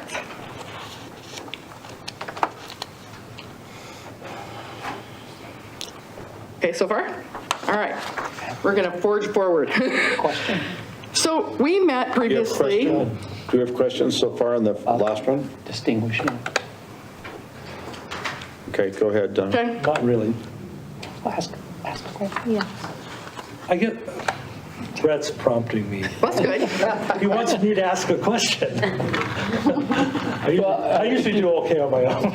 Well, I just, this was partly, you asked for this, I wanted to make sure that we answered your Okay, well, you know question. the question I have is, you're saying what the allowances are, what you can and can't do. My question is, an application, how does that affect the people, the property owners around these zone changes? I mean, I can't think of all those possibilities, and that's why applying for one zone change and hearing those things and the property owners. I think I have a solution for you. Okay. Can we wait a little while, though? Because I think I have a solution for you. I'm trying to look beyond just, well, this is this and this, but let's put it in an application and say, here are the positive and negative of the old or the new and how it affects the people. I was hired by the people of Hayden to do this job. I'm thinking for them. So I want to ask the questions on behalf of them. Yeah. Seeing the other side, just to make sure, this is where the one line on density, people that I know said you're going to allow 20 homes on an acre. And I went, no, but that's where all this, that to me was that number that said everything else went berserk. And I said, first of all, I can't put 20 homes on an acre.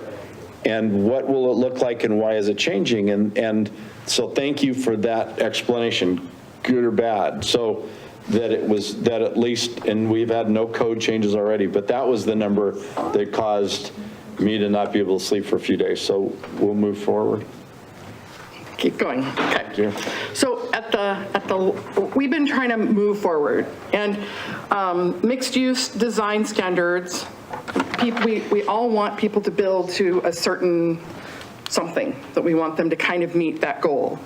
So part of what happened at the last time that we met, and all I'm looking for is just to make sure I'm reading the pulse right so that we can kind of move forward with potentially a zone text amendment to bring these design standards forward. So we had talked about breaking it up into two mixed-use categories, a mixed-use 1 and a mixed-use 2. Mixed-use 1 pretty much under 5 acres, and the mixed-use 2 being over that number. And so we kind of identified where mixed-use ones would kind of land, and most of those are on arterials. And so I attached a map that after I later looked at, after I printed it, I went, gosh, those pinks are really hard to see. But it does show you, the map shows you how many pieces of property are less than that 5-acre number and how many are more than. If it doesn't do anything else, it'll show you that. So when you're talking about building a site, and I always say this to everybody that comes in, and we talk about it in pre-development meetings, and they say, well, how many whatevers can I build? And I say, site plans in non-residential are factored on 3 main things. The first one is, okay, I think I want to do X. How much parking does X require? And then after I've applied the parking that X required, how much stormwater do I need to provide for the paving of X parking spaces and circulation? And those parking and circulation push around what you can actually build on any site, whether you're building an office and a warehouse, or you're building an office and residential, or if you're building strictly residential. 2 parking spaces for every residential dwelling in the city. Don't care if you're in an apartment, or if you're in a residential single-family house, or if you're in a duplex, you got to provide for 2 parking spaces. And a 2-car garage, based on the code that was just approved, a 2-car garage only counts for 1 of those. So you have to have 2 parking spaces. One of the questions Mr. Purcell brought up, and I digress just briefly here, but we're talking about design standards. He brought up the fact that this minor subdivision that was approved on Orchard has 4 residential single-family houses in it, and it has a private road with no parking on either side, and it has parking kind of in the back. And they actually did some additional mitigation as a result of that quirky parking in the back. But our code requires that if you don't have parking on the street, you have to provide for that somewhere else on your project site. Granted, I don't think they needed as many parking spaces as they provided, but they provided for parking meeting the requirements of the code. So that's why design standards are important, kind of trying to see what we want. We added some clarifying language related to the non-residential versus commercial area when it's required. That language that we added basically said that we were requiring that commercial component that faced the arterial street, but maybe for the building complex, it makes more sense not to be on the ground level. Maybe it makes more sense to be on the 2nd story if you had like a work to live apartment structure where you had your office on one level and you had your residence on the other level. But I don't want to be, and I don't think anybody in our department wants to make the deciding factor that that meets the code's intent. So if you're proposing to move your commercial to some other place other than facing where it belongs, it has to go to Planning and Zoning Commission for their approval. That's what that code section talks about, that we kind of modified a bit to talk to that. We updated the graphic that was in the memo that was partially there. We had used one previously and it was a little skewed and it wasn't really to scale. And so I went through and made that more accurately represent what we were talking about as far as that residential property line setback that you guys had, the council had suggested, and the one that was suggested to be approved. And then we updated the base density based on direction from the council to 12 units per acre as a base density. And then should additional amenities be added. This is kind of just an example. The first one is an example of 5 acres. So if you had a 5-acre piece of property, and you started off with 12 dwelling units per acre, you could get 60, again, if you can get the circulation to work and the parking to work and all of those other requirements, stormwater, all of those other requirements that you have to do. If you added a playground and a gazebo, a playground, gazebo, and a clubhouse, or some other version of those to get to that 15. Or then if you were to look at a 3-acre piece of property and it was a secondary lot, remember we added that in there, and if they were to put patios and decks and balconies on, they'd have 12. That's the base number. Those are all private amenities. But if they added that type 1 landscaping around the whole perimeter of the whole project, which is pretty tight, it grows together within 2 years, it's pretty much site obstructing, they could get 14. But if they added a playground, they could get to 15. But if they added any additional amenities, they still could only get to 15. So, questions? What is now compared to that? The code today allows for up to 20 dwelling units per acre, and Now. Today's text states that. The 15 is still one above the modeling of 14 dwelling units per acre. So should they go to 15, they would still have to look at the potential traffic issues and/or sewer mitigation. What was it prior to? That's what I meant. I think didn't that's ask what the he's right asking. question. What was it prior to the recent code change? Prior to the recent. You mean under I meant residential? the old. For our old code, I think is what he's asking. Oh, yeah. Yeah, well, it would depend on where you landed in the land use densities map, but the highest you could get to is 12. Okay. And I meant now by old, so it's okay. Right. That's who It's that also knows. important to note that the old code didn't require any amenities, and it didn't require any additional landscaping on the secondary lots, which we are, and it didn't have any design standards that we're requiring based on the direction of this code for them to meet. The old code did not have any of those. And we have places to prove it. We do. Go ahead, Donna, thank you. Okay, so obviously we have been stuck, and obviously 1722 is a extremely scary spot to be in, and we understand that the future land use map is a goal to be at some point in the future. Got it. So with that in mind, you received a memo that talked about trying to figure out a path forward. So I'm proposing a path forward. So the rest of this presentation is looking at only residential multifamily. You had 4 choices, but ultimately, when we did the zone text amendment, we eliminated the design standards for residential multifamily. So today, on our zone map amendment, or on zone map, we have brown, which is residential multifamily, and folks that are zoned residential multifamily. But if they wanted to do anything in there, that zone, there are no design standards to get them there.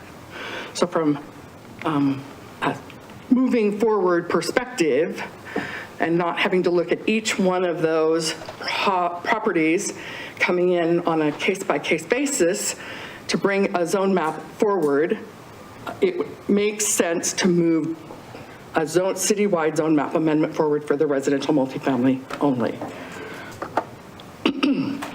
So what does that mean? So there are 232 lots that exist in the residential multifamily zone that under the old 2008 comp plan are in the medium density. And medium density was 4 to 7 dwelling units per acre. And of those, 101 of those 232 lots are smaller than what the minimum allowance was in the residential multifamily zone of 8,250 square feet. So what does that mean? So when zones come through, and there have been zones in the city of Hayden that we've rezoned as cities rezonings, that change how a structure was constructed. In this case, that's not the case what happened with most of these, but what happens is that a property gets built, and it's built according to the zone that it most accurately represents. It's built according to the setbacks and the footage and the coverage that's allowed in that zone. And then a zone map amendment occurs, whether it's generally citywide sometimes, and it's rezoned. And so that's considered a non-conforming use. So when we originally zoned the city of Hayden, all the properties down Hayden Avenue, 300 feet on either side, were zoned commercial. Residences in commercial, they don't work well, and they aren't allowed and haven't been allowed. Single-family residences in commercial or light industrial haven't been allowed since the beginning of dawn. But what they are is that the city recognizes that those existed correctly when they were constructed. The zone that went over the top of them doesn't allow for them, and that created what's called a non-conforming use. So non-conforming uses, we don't want to increase the non-conformity. That's what it basically says in the code, both Idaho statute as well as city code. And so by not increasing a non-conformity means you can't add additional square footage, you can't add additional accessory uses, you can't increase the non-conformity. So what we have recognized is that we have a plethora of lots across the city, and all jurisdictions do, and Caitlin can state this as well, but all jurisdictions have them. As you kind of morph over the zones, you have non-conforming uses. The problem is that when somebody owns that piece of property and wants to do something on it, they get to come to the city and I get to say no. Because their zone that they have doesn't allow them to do it. But can't they petition and ask for a rezone? They could. Yeah. They can, yes. Absolutely, and we say that to them all the time. So And some do. We've had zone map amendments, yeah. yeah. Yep. So that's okay. I'm just trying to explain non-conforming so everybody gets it. So right now we have 83 acres that are zoned residential multifamily in the medium density that are 4 to 7 dwelling units per acre based on the old code, the old 2008 comp plan. We have 287 lots that are in the high density of the 2008 comp plan, and the high density allowed 7 to 12 dwelling units per acre. And 56 lots within this area are smaller than the minimum. So an example of a smaller than minimum is all of Marigold Meadows, for example. On Marigold Court, all of those lots are smaller than what was allowed by the 8,250 square foot minimum for the lot size. And I know that Matt's looking at me, so I'm just going to answer how that got built. No, Okay? that's a huge piece of all this This is a stuff. huge piece of why we're here today. So for the record, Marigold, can we talk about Marigold Court? Yeah, Is all non-conforming, uh-huh, all of it, today. today. And that's why part of that process, when we asked about what are the changes, so now the answer to your question, and I think you might know, but tell us why. What year was that done? What year was that? You don't remember the year? Give me a break. I can tell you who developed it. I wasn't here at the time. No. Yeah, I think I do know how that happened. 1995. Okay, Yeah. There you have thank it. you. So what they applied was the density that was allowed in the area, as long as it met the density, they allowed for that number of homes to be constructed in there, as long as they didn't exceed the density that was allowed by the zone. That's how it got constructed. Just a question, how does it affect, and this is part of what I don't know all these answers, and that's why I got to ask this kind of question, but how does it affect being non-conforming? Can they sell the property? Does it change the value of the property? Is there a market issue that is created? And if there is, you're saying that you can come and make application to make a zone change to maybe make it conforming. Correct. So I guess my So question is. as far as value goes, I can't speak to residential multifamily versus residential single family because I'm not appraisal and I'm not in real estate. I can say that they always ask if the house is conforming or non-conforming, and we answer that question. And then they also ask where the non-conforming code is in our city code, and we also answer that. So I can't answer what it is. I can say that when appraisers call, that is a question they ask. And the lenders And the lenders oftentimes as well. call and ask that question too. Yeah. So does that? So I can't answer how they use Well, I'm that just trying to get information. at- Sell the property. Yeah, how does that affect the property owner Yeah.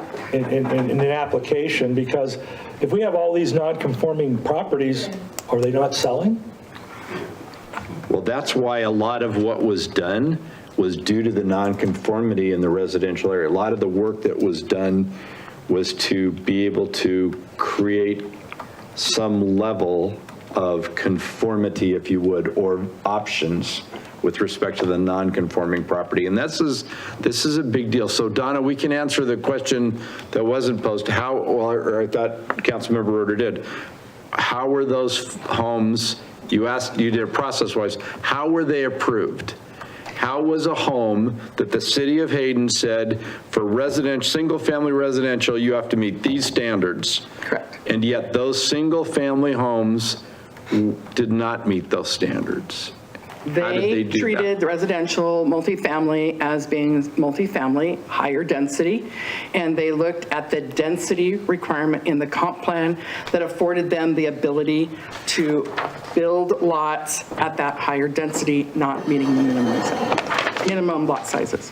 So they had a Those were workaround. approved before my time, so. So a question regarding the Idaho Land Use Handbook.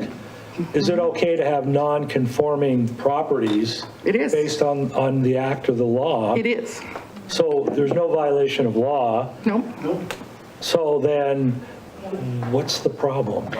The only time. I'm just saying, if it doesn't. No. Density. And if they want to do some items different on their property, they will be limited. Let's just, a setback is an example of a nonconformity. Just for setbacks. So our code still has requirements of setbacks. And Donna just went through some of them.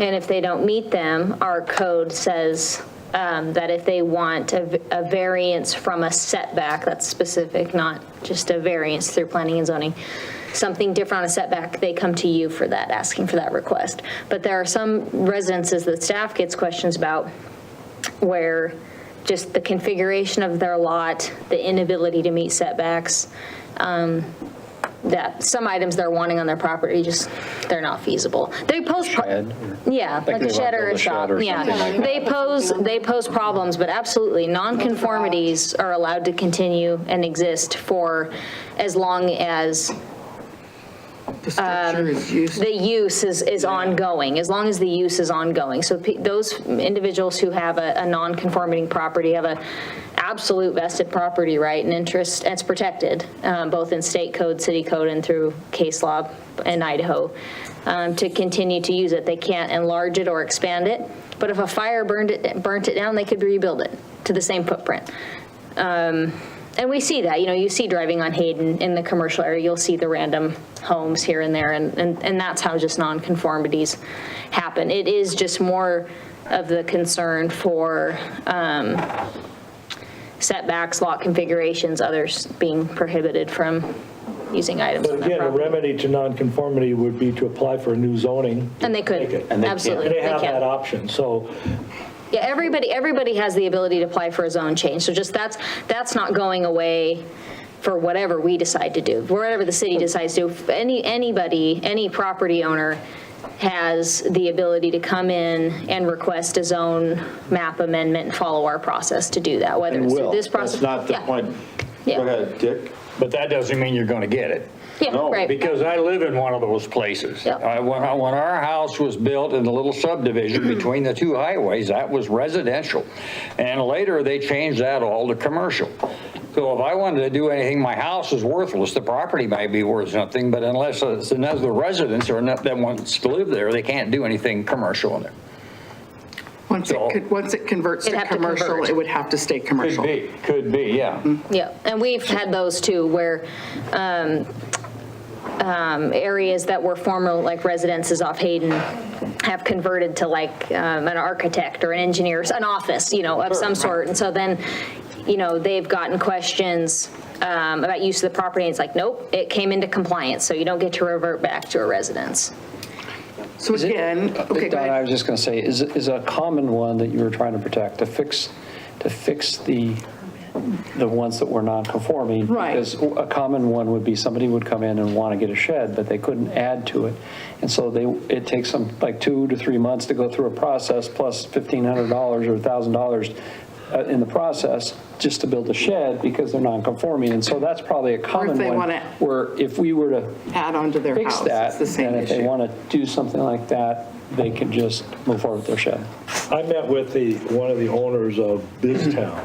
Right. And his concern, Tim Lawton, was that he was concerned about the changes to a new zone and how it would affect the ability for his, because he has a condo units, and there are all kind of businesses in there, and there's different types of usage in that. And he was concerned that the new zoning would restrict what could be done. And there was a promise, if I heard this correct, that there's a promise saying, well, we will honor the non-conforming use, because he wanted to be left the zoning that he has now. Right. And he says, and as long as that were to be memorialized between the city and his parcel, that he'd be okay with that. Is that, but he was looking at the zone change as a negative and the way that would affect his business. Okay, so I'm glad you brought him up. So Tim Lawton and Ken Walker came in. They were a couple of them that we met with regarding BizTown. BizTown is 2 5-acre pieces of property butted up against each other. One half, the left half, is light industrial, condoed, and the right half is commercial. Pain in the neck to deal with tenant improvements, because there are light industrial uses that aren't allowed in commercial and vice versa. So when they're looking at this unit over here, they can't be here and they could be over here. It's just a pain from a planning perspective, and we get to say no a lot, but we don't like to. Anyway, so it is proposed in the future land use map to be mixed use, and changing from that light industrial use that he has today to a mixed use would not be beneficial for him. And as we've said, for his uses of his tenants, for him to go from a light industrial use, those uses that exist in light industrial today, would not work in a mixed use zone, because they're not very workable with multifamily. Many of those uses, loud banging and welding and things you do in a light industrial zone. And so we had said, and Ed DePriest helped with this, so just share the glory over there. We had said that this council, one of the reasons we sent the letters out was to find out how many people wanted to participate, should the city choose to include them in a citywide zone map amendment. And if they chose not to, they didn't have to, as long as they had a zone that existed in the zone code today. So both commercial and light industrial do. And Ed offered information that said that, yes, but isn't it true that cities can come in and do zone changes and they don't have to ask the public to participate? And that had been said. We have said that at council meetings and public workshops that you could do the zone map amendment, changing the zones without keeping the public involved. But one thing that this staff did, at the direction of everybody here, I think, is that we sent out the letters and we were very transparent and we asked for the citizens to participate. So as a result of that whole conversation, they were going to go back and propose a zoning development agreement that would memorialize their ability to stay commercial and light industrial, and would prohibit or reduce, or I don't know, some kind of language that we haven't seen what they're proposing, but would memorialize their ability to remain commercial and light industrial. It was a good conversation. But anyway, it was a good conversation. See, it's good to hear that kind of thing from the council, from a council member position, and I think that's where I feel like massive zone changes, I don't know what people are thinking or how it will affect them, And we're not hearing these kind of things. So it's difficult for me to make a decision on something like this when I really don't know all the ramifications and the concerns of the property owners. That's why doing a one zone change on one property, that's people, they can say their concerns, we can hear those, we can read those concerns. To me, that's a better process, is one at a time. Well, let me ask you this question. How many city-initiated zone changes has the city of Hayden ever done? And if it has it been 10 parcels or 50 parcels, or has it even been close to 1,721 parcels? Well, the city rezoned the whole city initially. We didn't have zones as a city. So that first one was all the city got zoned. So that totally beat the heck out of 1722. But since then, I know that it's been a zone map amendments have at least occurred twice since then. So one of them eliminated a zone that allowed for, it's called an R2 zone, and that's how you ended up with the duplexes that were on Hillview and Sunview. If you drive up Hayden and drive up there and look at the corner lots, you'd be really surprised. Those are all duplexes that mix really well into that residential zone.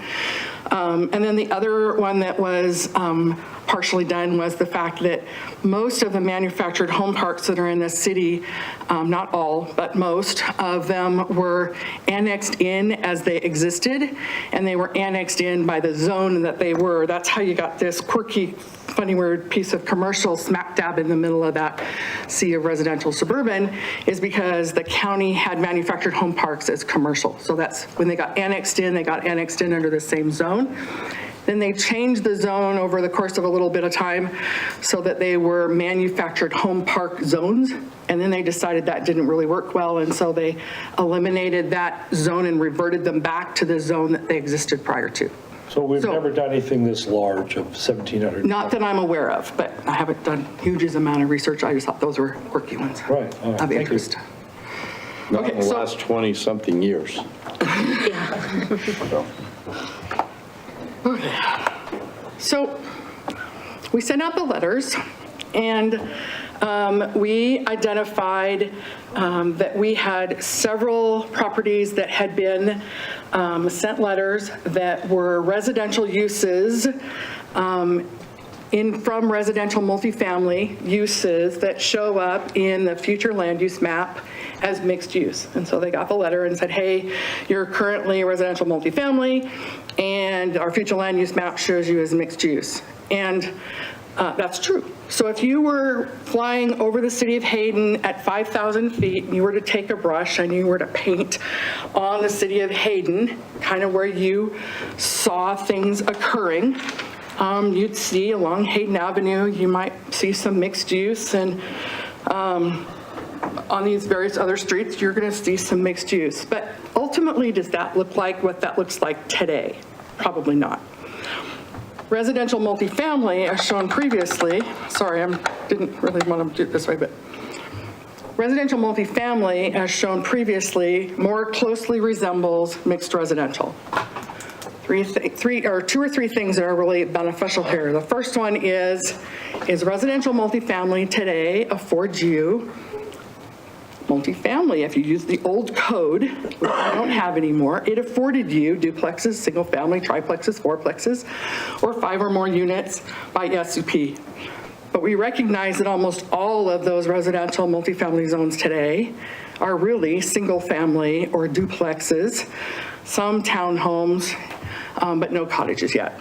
But mostly resident, single family. Almost all residential. So if I want to buy 3 properties, this is just hypothetical, on D Court, I can, under the old plan, I could buy 3 properties and build at a dwelling unit level of up to 12 units per acre. Correct. Under the old plan. Under the old plan, that's correct.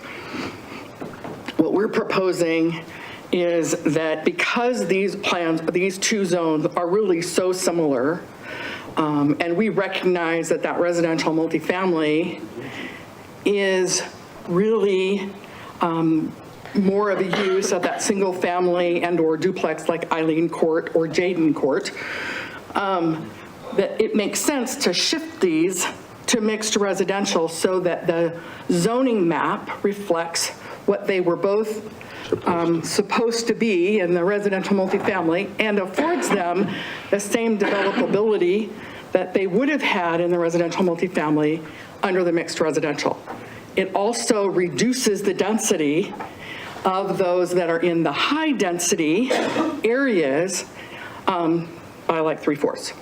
So if somebody writes me a letter and says, Mayor, I want my old zones back, first of all, my response is your zone hasn't changed. Right. So, You just don't but have if any you design want your old designation, then in essence, you're asking for the opportunity for somebody to be able to build far more with more units per acre than what's than what is proposed. Is that a correct statement? It is. Okay.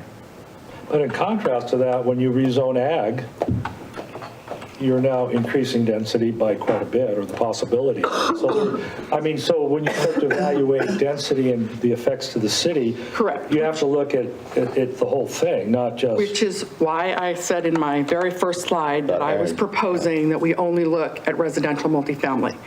Because in my world, the ag that you talk about, the large ag that you could actually develop upon, is on the northwest corner of the city. And we don't have any infrastructure out there yet. There's no sewer out there. The roadway is not been fully constructed at this point in time, and it's going to take time to get there. So I totally agree with you in the fact that we're not ready to do anything with the ag that's all the way on the northwest corner of town. It is important to note, however, that the letters that were sent, we received no comments back from those owners. So I can't speak for what their choices are, but I can say that there's no infrastructure out there to support development today where there's ag on the northwest corner of town. So without the response to the letter, that means they agree to the change. Oh, no. Correct? It could be assumed that, yes. Well, that is that's the way what the that letter is what says. the letter said. Yes, that's correct. So you did get a response by no response. I'm not speaking on behalf of them. I'm just saying it's important to note. You're going to get the spreadsheet, so you'll get to see that, but it is important to note that. Okay, so looking at the residential multifamily only, again, the letters were really good because the folks that live on those properties that are in residential multifamily came in and talked to staff, and staff recognizes their situation and recognizes the move them toward a zone that makes sense for their current existing conditions, which would be West Marigold Court, West D Court, West Tugboat Road, North Shaw Street, North Kirkpatrick Street, West Helen Avenue, North Reed Road, North Macy Loop, East Orchard Avenue, East Jaden Court, East Wyoming Avenue, North Eileen Court, East Lacey Avenue, and North Camp Court. Those are all properties that are zoned residential multifamily today. And mixed residential would be as close to synonymous to that. However, it wouldn't be multifamily because mixed residential is single-family ownership of single-family homes. So, changes to the zone map. Residential multifamily only would be a reduction in 157 existing non-conforming lots. At the council's direction, those lots which meet the minimum lot size of single-family residential could request such. Residential single-family only allows residential single-family, and it has a minimum lot size of 8,250 square feet. So if you are on a lot less than 8,250 square feet, you wouldn't meet the minimum lot size for the R1 zone. And if the council were to hear that zone map amendment request, and we were to break these down into the parts, because that's the only way to do the staff analysis that each one of these zone map amendments is going to require, then you would hear us say this lot does not meet the minimum lot sizes required for an R1 zone. You know, it's not something we would generally bring forward to you, hey, change this property to this zone, make it non-conforming. Are there some on the previous ad streets that you mentioned, are there some that meet the minimum lot size? There are. Okay. So West D Court does, and I believe that Tugboat Road may also. Good, okay. How many, Most of Marigold is smaller. Not Marigold. Macy moved most. Correct, and there are some on Helen Avenue as so well. Donna, how many lots does this represent, that whole list there? It represents the 287 in high, the 232 in medium, and I think there's like 12 lots in Balzer Estates that was quirky, and they're all single-family lots. So 12, 232, and 287. So Donna, what if council does nothing? It's just good to figure out, what if council does nothing and leaves the old zones in?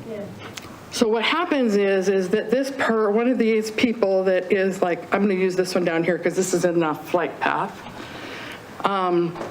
They're split zoned. They have the top half of their property zoned commercial, and under the future land use map, the bottom half shows them going to commercial because they're in the airport runway protection zones.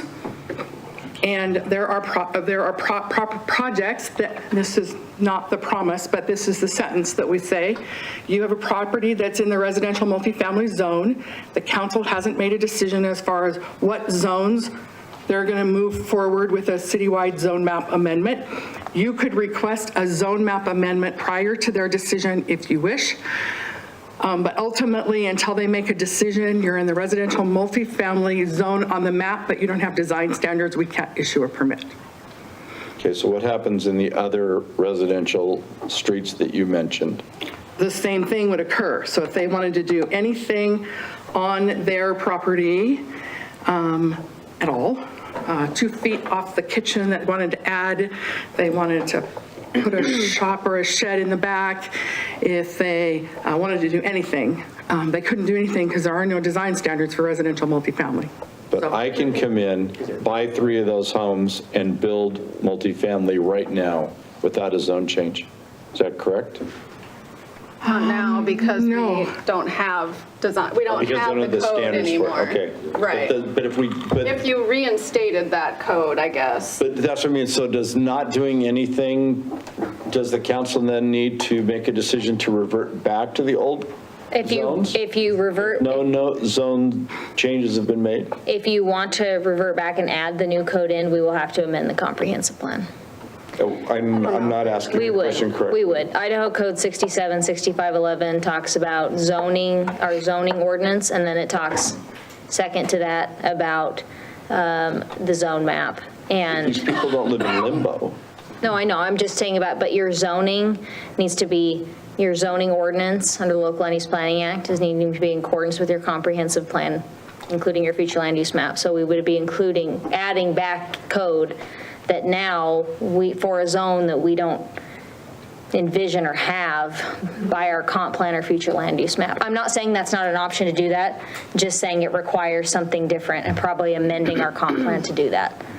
A process we can do, it's just not so simple. I just want to make sure that we understand the old versus the. I know, but just in terms of, we'll just add it back in, you need to likely amend your comprehensive plan that we have effectively done away with, or wanting to move towards doing that in the comp plan and future land use map. But I found 3, and I'm just using it, I found 3 homes on Marigold. Because that's on the list, doesn't matter. And I can buy those homes, they can sell those homes to me. Yep. I'm not even close, but, no, but that's, and we're, okay, and I use Marigold, that's okay. What options do I now have under the old with respect to anything that I want to do with any of that property? Like, what would you have if we still had the old? Yeah, if they said, give me back my zone. No, he's talking he's about saying if if we the still had the multifamily old. codes I understand that. He's talking Marigold. Marigold is still non-conforming. Those houses are still non-conforming. Under the old code, they're non-conforming. Under mixed residential, they're not. So under the old code, yeah, you can't do any of that stuff. You can't add on, you can't put a shed in the back, you can't do any of that. But those Marigold residents, should they want to they meet conforming, so if they want to add on to their house, or if they want to add a shed, if they want to do those things, and they meet the other coverage setbacks, coverage requirements, the other portions of the code, they would be allowed to do so and get building permits. I think what he's saying is if he buys 3 right next to each other, he could mow those houses down and he could come in for an SUP for a 5-plex. Which he can't do. And that's the key that I see, that's because Under the old. Under the old. We Multifamily reinstated code. it, he could do that. That's what he's asking, like if That's the what I'm old saying. code still existed. If we go back to the old code, then I can do Or a that fourplex to would be Marigold allowed, without right? any issue. Pay for a 5-plex. It'd be an SUP still, Or right? a 4-plex would be allowed outright. That's what I mean. That's what I'm trying, because we got to talk Two lots. fact with respect to what we're trying to accomplish as a council and in zoning. Right. So if I go back to the old one, I buy 3 homes on Marigold together, and I could build 4-plexes Yeah, without any issue. right. Okay, under the old. If that old code, Under the new, Existed, what then limits yes. would I have? You only would have the land density, because you'd have to bring the land density back into the conversation. Instead of for that 12, it would area. be 7. On Marigold, it's 12 or whatever. But that's what, okay. Correct. That's what I want to make sure the council can, I could see where you're Okay. going. So, Versus 6 to 8. well, question, because it was clear that we have 157 non-conforming lots in the city as it's zoned now, correct? In residential multifamily only. Okay. Because again, We have a lot remember, I'm more in just commercial. trying to bring this back into the zone that does exist in the text and does exist on the map, and trying to bring those people along into equal for equal. And how many lots do we have that are non-conforming commercial? I don't have a clue. I did not prepare for that for We tonight. did residential. I just You looked did at residential I mean, multifamily. if it's a goal that we want to correct that problem with non-conforming, dealing with 157, I'm just talking residential lots. Multifamily. That's one issue versus 1,700. Right. I mean, that's, So this is part of trying to break this off into bite-sized hunks instead of bringing them all forward at once. This was the direction. Commercial is a whole nother discussion and argument. I mean, this is why, from a big deal standpoint, we're trying to break it down so that we could look at the 157 first, and council has the opportunity to either make a decision or not make a decision based on the 157, so that this isn't some all-encompassing decision.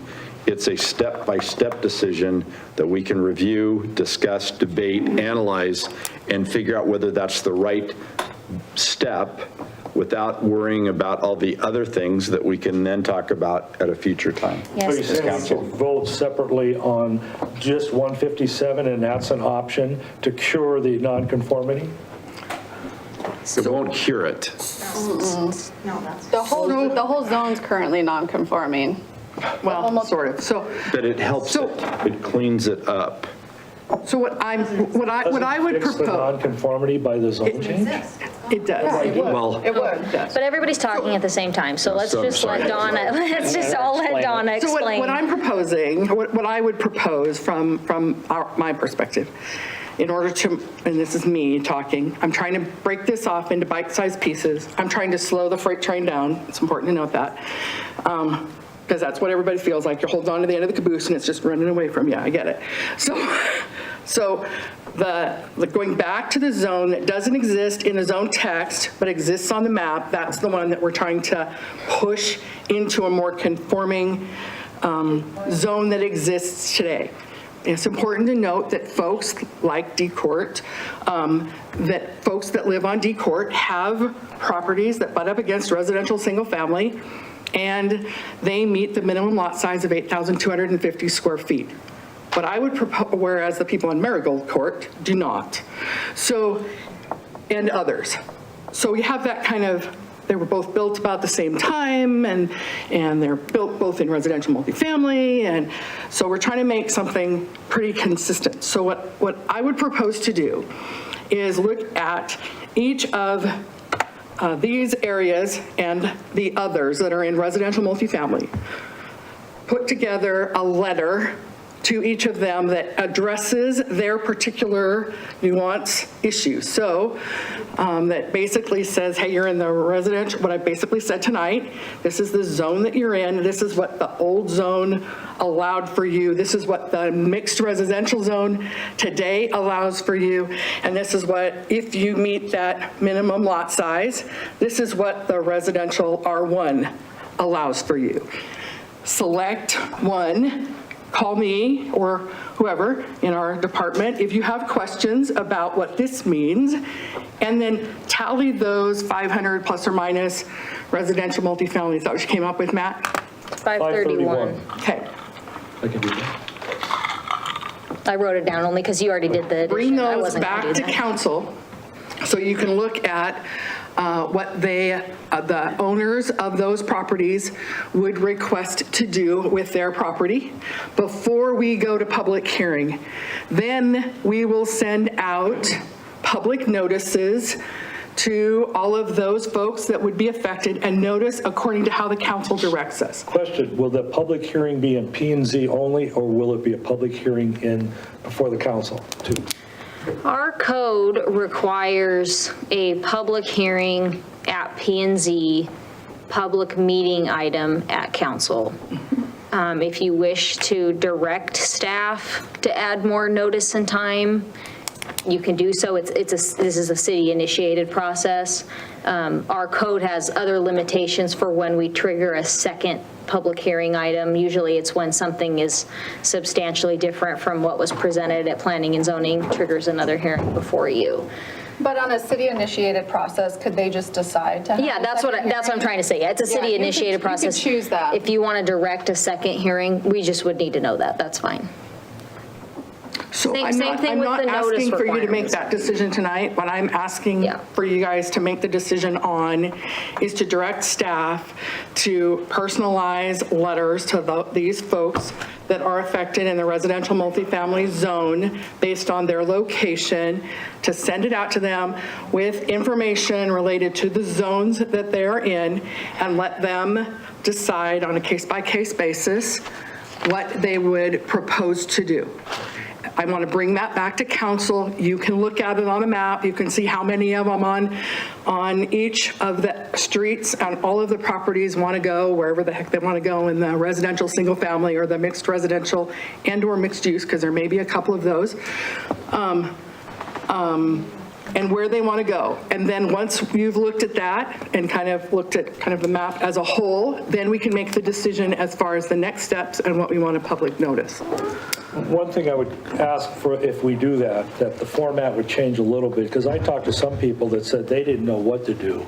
They were confused, and because of the way the selection process was, they agreed to it by not responding. So I would like an affirmative. I've heard the same. Yeah, So everybody would have to yes, I want respond. to do this, or no, I don't. I think our plan would be, you would get a copy of whatever the letter They'll is approve it. before it goes out, and you can, if you have comments, you can give them to us and we'll change them.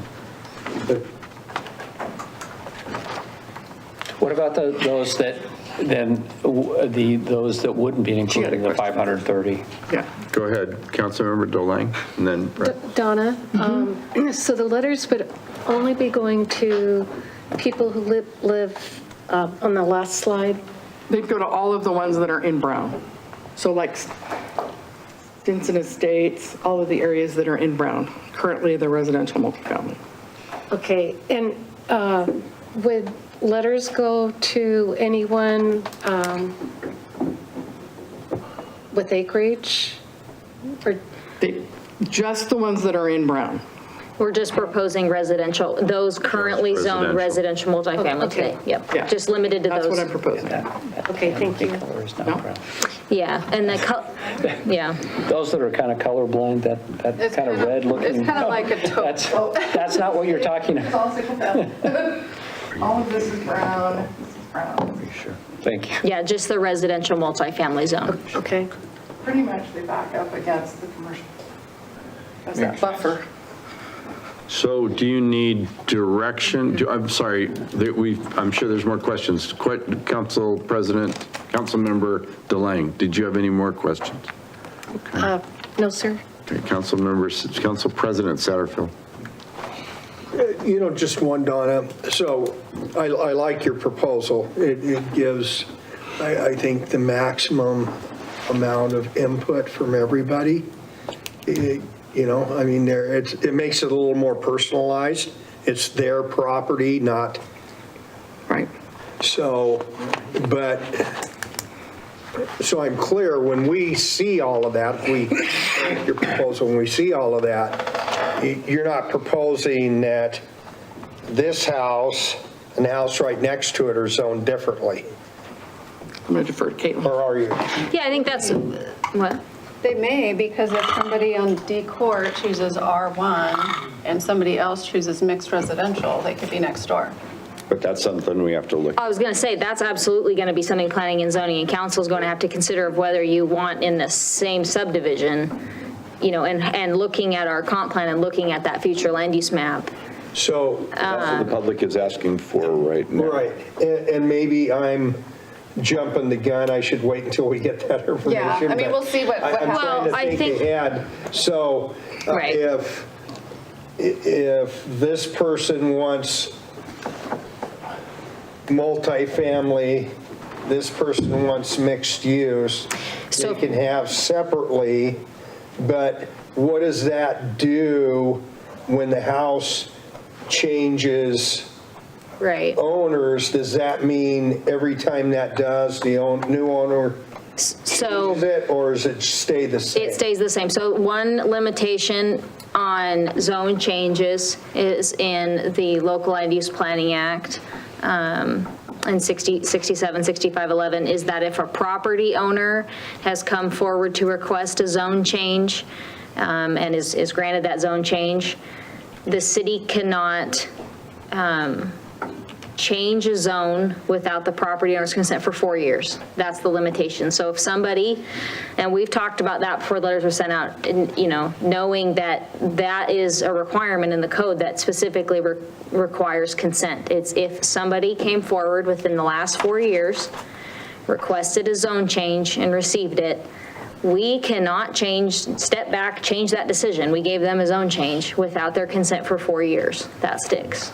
And none of those, I don't believe there are any in this. Yeah, no, we checked on that before. That's the one limitation on that. So are we going to be under any obligation as a city that, let's say their zone request was made, changed request was made, 2 years later they sell it, there's still 2 years, are we going to be required as a city to notify the new owner? No, so I'm just saying that requirement, just to provide clarity to where the only time consent, that's just in the limited scope that a consent is required for a zoning district, is if a property owner requested a zone amendment at some point, the city or the county, whoever, doesn't get to go back and adversely changed, on that property owner within 4 years without their consent. Under your question, if I can understand it, if we go through the zone change process, we change from, let's just say, residential multifamily to either mixed residential or R1, the zone is changed. They may sell the property. They may pass it down through inheritance, something like that. The zone is still that, and if somebody else wants to change it, they can request a zone map amendment, and then it's processed. In the same process that exists now.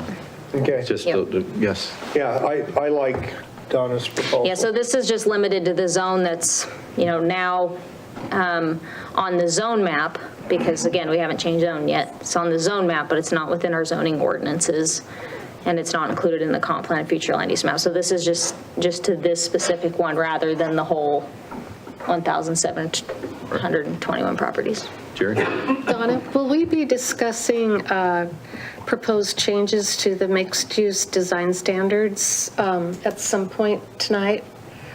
We can. Yeah. We can go back to those. I think we'd like direction on both of them. They're both listed as action items, and we'd prefer that. Okay. Again, it's to give direction on both of those. So they put that in code form on the density. And so if you will give direction, that would go back to P&Z for them to look at. And so it's not changed until we go through a public hearing, but it's giving us direction on how to move forward.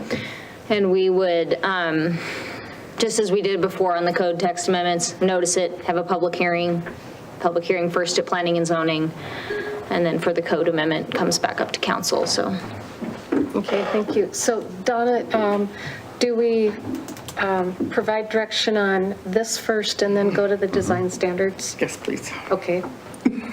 Question, if no one else has one, because I've asked a lot. Go ahead, council members. Are you okay? Let him talk. Go ahead. I don't, I'll get mine.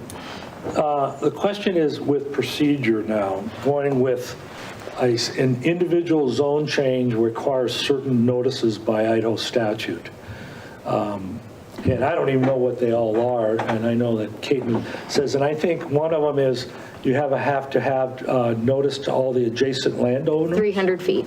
300 feet, and then has to be notified in the paper. Yes.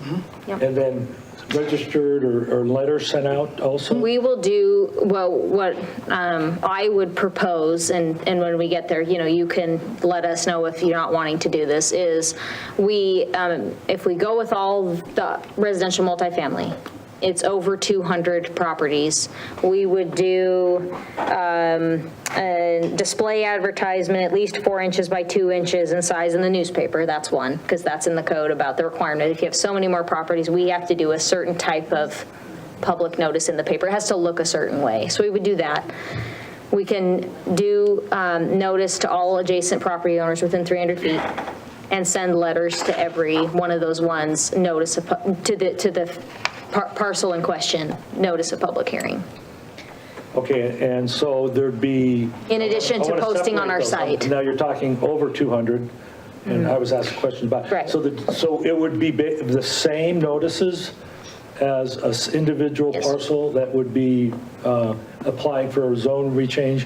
So now we're talking about with 500, at least in this first bite, 531 residential properties that would be asked to rezone. What is the cost to the city to then send all these registered letters out to all the adjacent landowners for 300 feet, all these properties? Registered. And all of the signage that goes out? What is the cost of the city for that? Yeah, that's it'll probably be time consuming and expensive to pull that on title. The other... we need to consider that. The other option is... It's far more, go ahead. So this is what the code says about properties and above 200 or more properties, just so everyone is with me. When notice is required to 200 or more property owners or purchasers of record, alternate forms of procedures which would provide adequate notice may be provided by local ordinance in lieu of posted or mailed notice. In the absence of a locally adopted alternative notice procedure, sufficient notice shall be deemed to have been provided if the city or county provides notice through a display advertisement at least 4 inches by 2 columns in size in the official newspaper of the city or county at least 15 days prior to the hearing date. In addition to site posting on the external boundaries of the site, any property owner entitled to specific notice pursuant to the provision of the subsection shall have a right to participate in public hearings before Planning Commission, Planning and Zoning Commission, or Governing Board, subject to the applicable procedures. So one item for you to consider is, in our code, mirrors this in some fashion, and it also talks about the mailed notice, would be posting on 531 properties or sending mailed notice to, because that's what an external boundary posting does. It provides notice to others too. Would be to consider that, and we would ask for your guidance on what to do with that, because pulling the radius, title companies do that for us, of all the properties within 300 feet that need to provide notice. That will take time, money too, but time for us to have that put together. So this isn't like a quick, in 15 days we're going to have a hearing. But we're going to do that for free. Well, that's what we're asking through the process to go through. Caitlin, we would send them the shapefile of the residential multifamily to the title company. Yeah. They would upload the shapefile, pull the 300-foot radiuses, and then pull them from the county. So it may not be as onerous as Okay, if that's the case. But council can. If that's the case. Council can decide to do nothing. Yeah, but, yes, you Council could, can but, decide to do nothing. but then we've now created 531 more nonconformities. So, yes, you can, but that may not solve all the problems. And to put the code back, residential multifamily code, back in the code, I guess, for the zoning ordinance, trigger a comp plan amendment. So we are asking for direction on how to move forward on this. And I didn't know about shapefile, so that's interesting. So it may not be as onerous on the pulling the title on 300 feet. Councilmember Panabaker. I think it makes good sense for us to take this a piece at a time and not only educate the public more to what's going on. I think we did a bad job when we sent all those out before. And even ourselves, we probably didn't understand it fully either. So we need to clean that up. And yes, there is a cost involved. It's going to take staff time. But if you're going to do it right, it's going to take money to do it. And that, so it makes good sense to do it. The other thing I'd like to say is I think just sitting here tonight, and some new people here, maybe not some so new, this is a lot more complex than just Larry, Curley, and Mo sitting up here and saying, hey, we're going to cover this all up and it's none of your dang business. That isn't how it works. It's really time consuming. It takes very experienced, smart people to do this and do it right. And I think we've been blessed here with some good people that really care about what they're doing. And we get letters and saying, well, you're in cahoots with the developers. That's a bunch of garbage. Pardon me, I can't hear myself. That's a good thing. That's not the case at all. Most of the people that do these things here do it because they care about where they live and they care about the people they deal with. And today in the country, and I'm glad you're here, by the way, even though sometimes we don't like getting slapped around, but still, one of the problems that we have in the country today, and we're in such trouble all around the country with different things, is that people don't pay attention to what the heck's going on. They don't look and see who they're electing to do these things. They just listen to this garbage or whatever, and then they think that, like lemmings going to the sea, that this is the right way to go. I'm glad you're here. Hopefully we all get educated a little bit better and we can do a little better job in the future. Thank you. So Donna or Brett or Caitlin, does there need to be a vote on direction or simply guidance by each council member?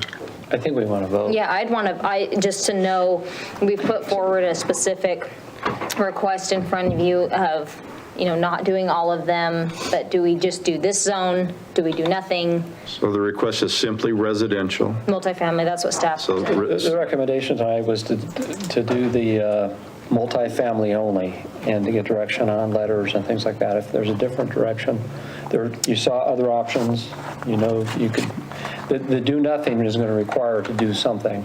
We're going to have to go because we don't have the multifamily district in place right now. So it requires. I just wanted that for the record. Yeah, it requires to do something. Okay. And I think, if we have the 531, the hope is we can kind of personally find out what's going on with it. The others, what I was throwing out there is the others, the logical thing at this point is then they would get letters outlining, maybe we've listened, to what's going on, that your zone is not changing at this point, and you're not doing that, whatever that language is. And so all of those folks know they're out, and then we're dealing with just that smaller group on what we need to do to take forward. So that's what we're proposing tonight. We'd like direction, we'd like a vote. Again, it's not a final, basically, that direction would take us back to P&Z for. It could be something as like motion to approve staff move forward with the, focusing on a zone map amendment to the residential multifamily zone and directing staff to prepare a letter, like Donna mentioned, that covered the issues regarding that property and bring that back to council for review so it doesn't just get sent out. It could be something that even as limited as that. We just know what we need to focus on. I'll make a motion then. Please. My motion is that I would like to table this. There's so much information here. I need to think about it. There's so many ramifications from this that I can't make a decision, 5 minutes after the end of the presentation. I can't do that. The other thing is I would request that the staff provide a cost to tell us, what is this going to cost the city? I think it's important that the citizens know what they're going to pay, because it's free. Well, it's not free, it comes from your taxes. So what are your taxes going towards, and how much is this going to cost? I think we have an obligation to let the public know what the costs are on there. So my motion is to table this thing, to give time for the staff to provide those costs, and also time to think about this option. We have a motion, do we have a second? Could I ask a clarification? Is 2 weeks the next council meeting? Is that enough time to think about? We just have a motion, we haven't gotten to discussion yet, or second. Do we have a second? Second. Second the motion. Any discussion? You know, I would like to say, I still like what Donna has proposed, what Brett has proposed, so we can keep this thing moving along. I mean, isn't the ultimate goal to allow the people that live here to have a say in what their property is zoned as, their neighborhood is zoned as? And as Dick said, yeah, it's going to cost a few bucks, but, you know, that's what they're asking us to do. Am I wrong? Okay, so I would vote, I have to say I would vote no against Councilmember Roeder's motion, because I think we should just keep this thing going and get the answers. That's what we're all seeking, so that's... I'd like to make an amendment to my motion before we have more discussion. My amendment would be that we have a town hall meeting, invite these people in that it's going to affect, and I want to hear from the public.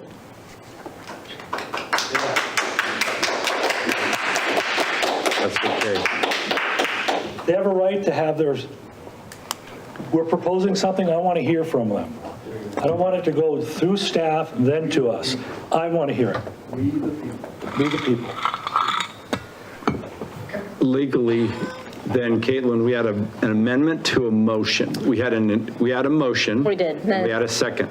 And then, yeah, and before the roll call vote was taken, Councilmember Roeder has made an amendment. Councilmember DeLange, do you still second that motion? I have a question. Brett, you mentioned 2 weeks. Would it be possible to gather that information on cost within 2 weeks? I think so, yeah. I think so too. That's what I was saying. That's what I heard was cost, and obviously we're not going to hear from all 531. I mean, the purpose of the letters is to hear from them on that, on what they want to do. But so yeah, I think from what I've heard, we could have the information by 2 weeks. The cost for it. How can you come up with a cost when you don't know exactly what you're going to do, because we haven't approved anything? Well, but we could have a ballpark on the noticing. So we would basically look at the 531, what it would cost to mail, and see if we can't get the information from the county on the 300 around. We can get a rough estimate of the cost to put it in the paper. Yep. I think those are things we can get. So Caitlin, help us stay on task. We have an amended motion. And is there a second? And is there a second?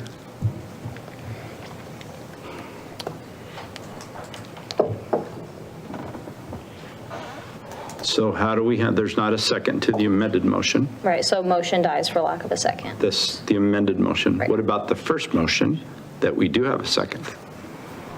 Matt, do you want to have that motion again? It was amended before there was a roll call vote. So I mean, Matt, would you go back to your original, do you want to go back to your original motion? Did it complicate the motion because I added the town hall meeting? Should I separate that so there's clarity that?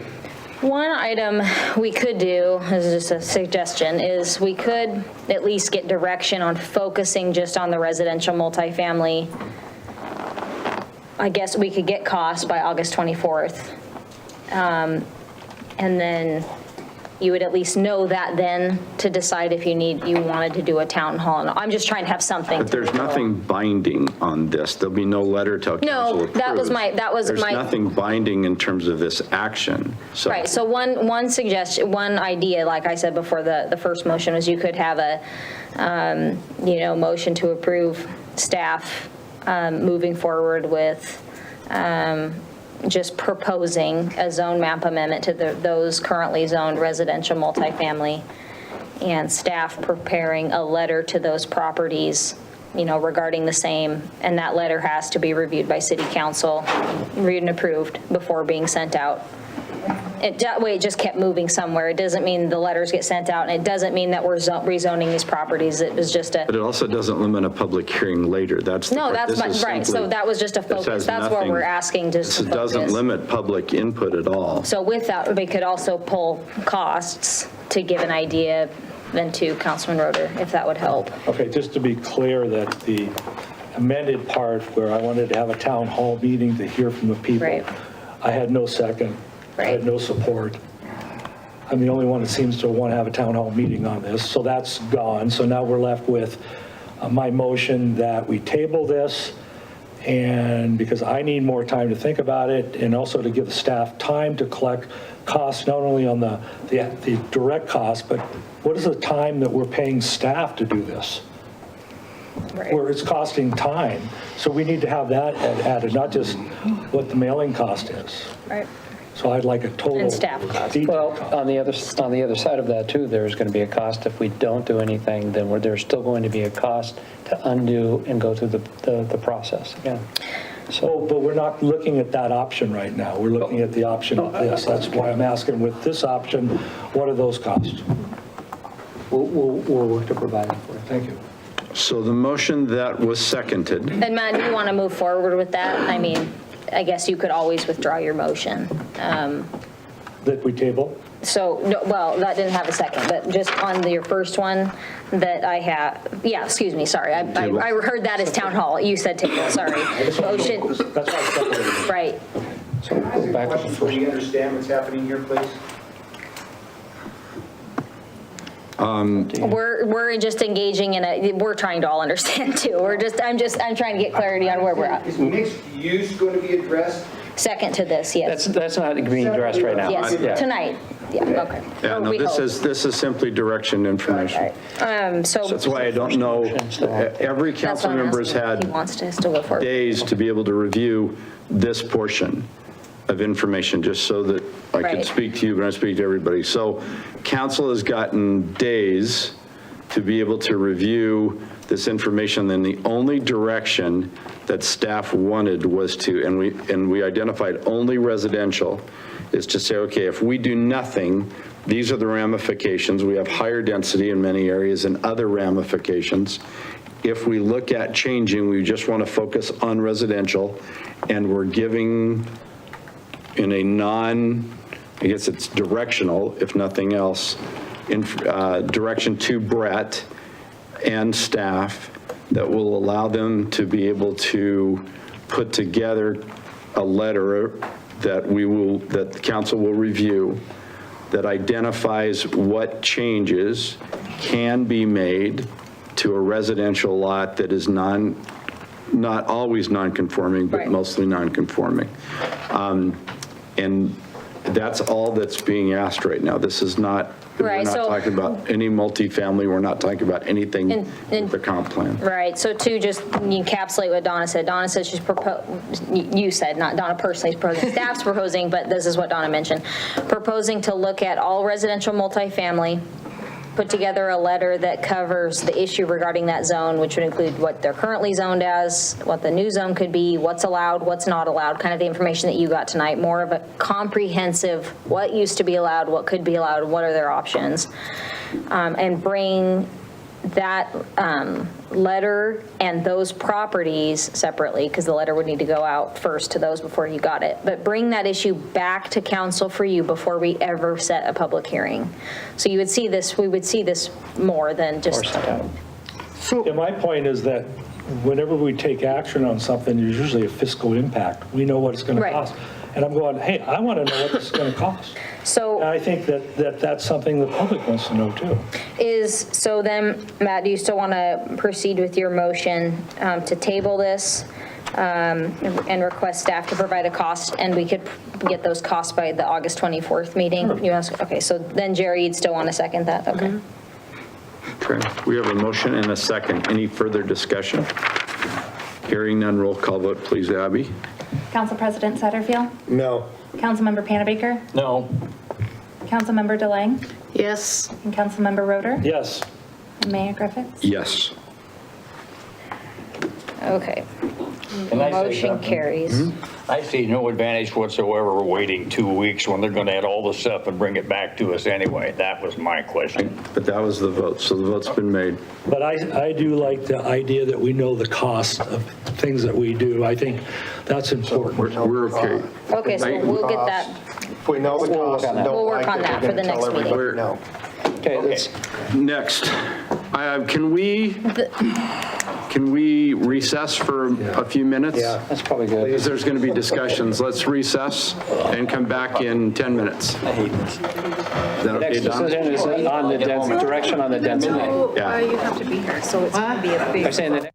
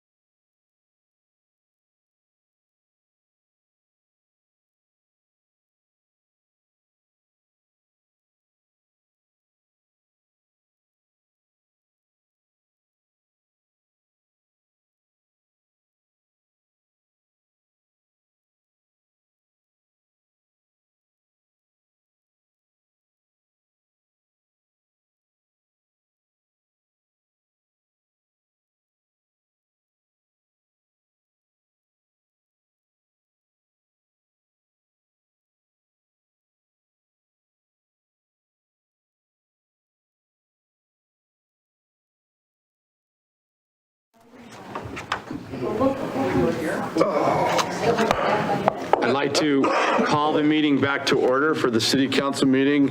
It is still August 10th.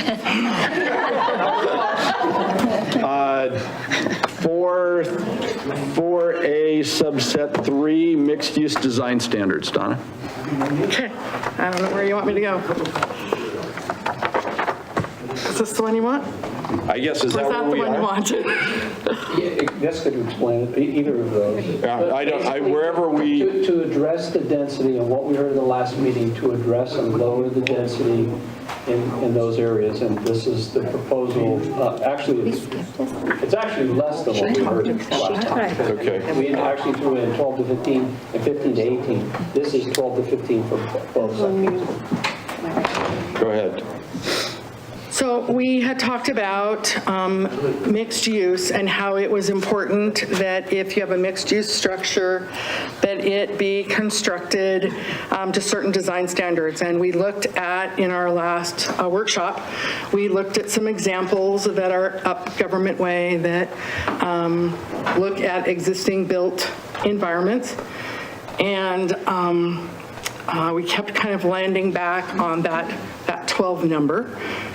We also did a lot of research before we picked the 20 number, and it wasn't just throwing in a bunch of numbers in a hat and swishing them around and pulling a number out. Donna, we just can't hear. I can't hear. Yeah. I can't hear either. Art, if you want to have a conversation, I need you to do it outside if you guys could. Thanks. Go ahead, Don.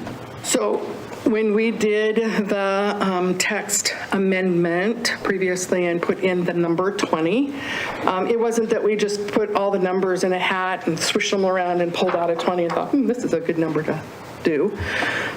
We heard from many people that the really good location as far as getting good quality design and still being able to have amenities that we all want. We want kids. We heard this at several meetings that when you have a family complex, you want the kids to have playgrounds to play in. Folks like to have clubhouses. Folks like to have places to have barbecues. I mean, those are just the most common amenities that we've seen to date, although they aren't the only amenities that you can have in a facility.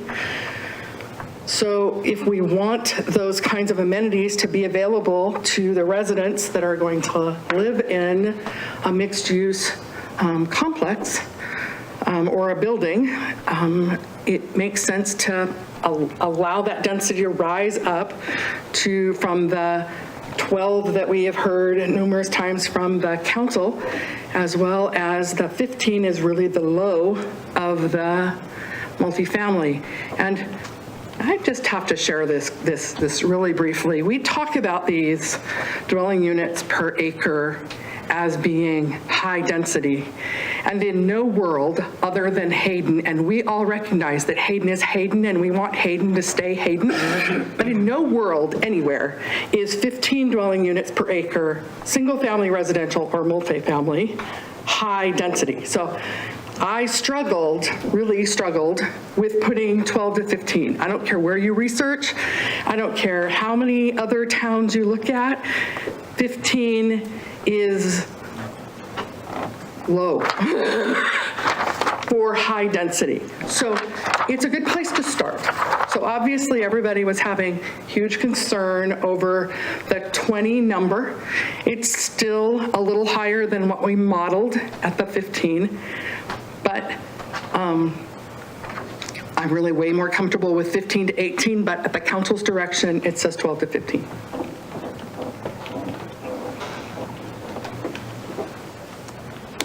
Do we need anything more?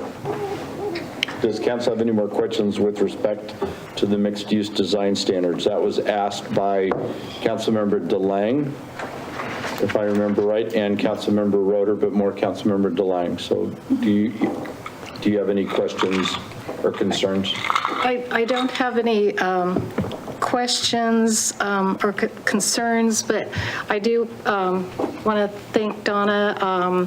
I'm much happier with the 12 to 15, and I believe that the citizens will be so, I mean, that's a big change.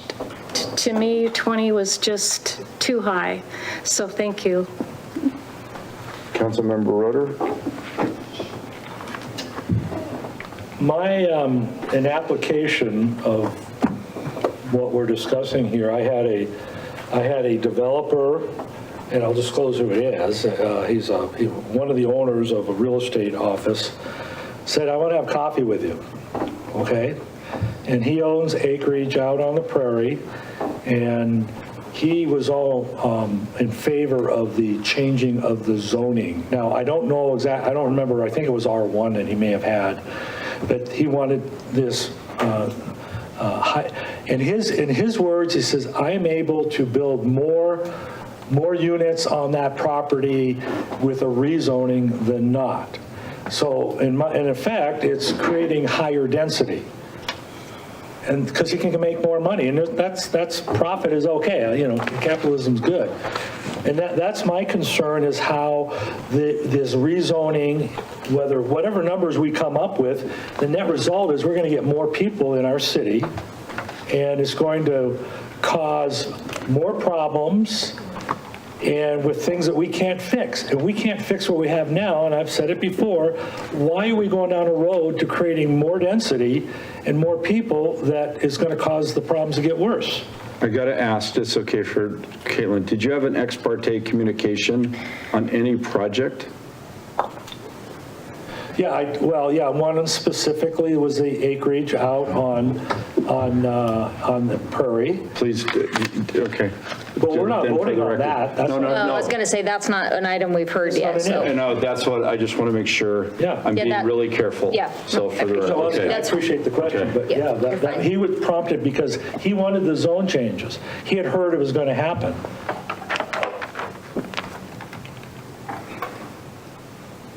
And by the way, they're millionaires.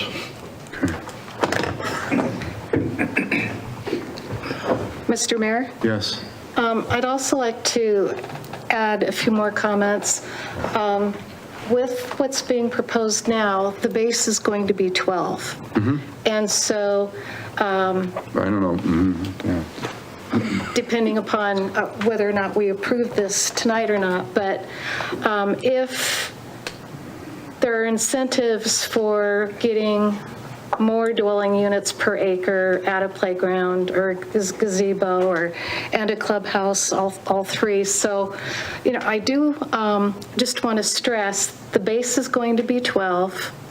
And if we have someone who wants to add amenities, then the maximum could go up to 13, 14, 15, but the maximum amount would be 15. And I do think, we heard from citizens who were upset about the density of 20, and to me, this is a good compromise. The base is 12. The base was 12 in the 2008 plan, and so to me, I believe that this is something that can be beneficial. I mean, I know that people don't like a lot of, growth occurring, but if we have some quality amenities to some of the developments, I think that's a good thing. It'll be good for children, families. I know there are places that have clubhouses, and the people who live in those developments, from what I've seen, use clubhouses quite a bit. And so I think that this is good, and I'd like to urge support by the rest of council. Do we need it's listed as an action item, do we need a motion to be able to set these standards, but it doesn't mean anything because there's no multifamily? I mean, just because council sets a standard doesn't mean that they're going to approve a mixed use. So what this would be asking is we have code in place today for the mixed use zone. And this is our direction from, what staff is asking. We've heard from council and concerns from the public. We've taken those concerns and are proposing a revision to the code to lower the density, the maximum density for 20 units an acre to the most that they could get is 15, but the base would be 12. I think the base in what we have currently is 18. Is that right, or 15? Do we know? In our code right now, Yeah, it's just 20. Oh, it's just 20? Oh, so we don't even have the, yeah, we don't have the base. So this reduces, So it also is more stringent on, thank you, more stringent on the design standards. So what we're looking for is if council's comfortable with this and is supportive of this, then we will notice a hearing for the code amendments, to have a hearing with planning and zoning, and then it will come before you again as well So to is get your council final stamp on it. do you need a motion, or do we just need, what do you need? I mean, we would prefer a motion on it, that if okay. you're, or if people have other changes, there we've just been working on code revision. Okay, is there a motion to approve the mixed-use design standards as presented? I will make that motion. Do we have a second? Second. We have a motion and a second. Any discussion? Yeah, I'm going to vote no because I don't like the density of it. It's too high. That's a perfect time to do that. I think it's Any other discussion? Who seconded it? Hearing none, roll call vote, please, Abby. Thank you. Sorry, one moment. Jerry, I always like to write that. Councilmember Panabaker? Yes. Councilmember Roeder? No. Councilmember DeLange? Yes. And Council President Satterfield? Yes. Thank you. Subset 4, citywide zone map amendment options. We already talked We already about did that. that. Yeah, we did this kind of So we're moving reverse order. forward. 5A, action item, request to participate in road surface repair on Lacey Avenue. Alan? Yeah, Mayor and Council, I just want to, before we move forward here, there's a memo. Dated 8/4/2021. Yeah, and that really is the action item. There's also Olson Engineering Estimate Lacey Sewer Main Extension. That is not part of that memo. It's not part of this package. I'm not even sure how it got in here and attached, so. Good, but I still, Councilmember Roeder, to find that was good stuff.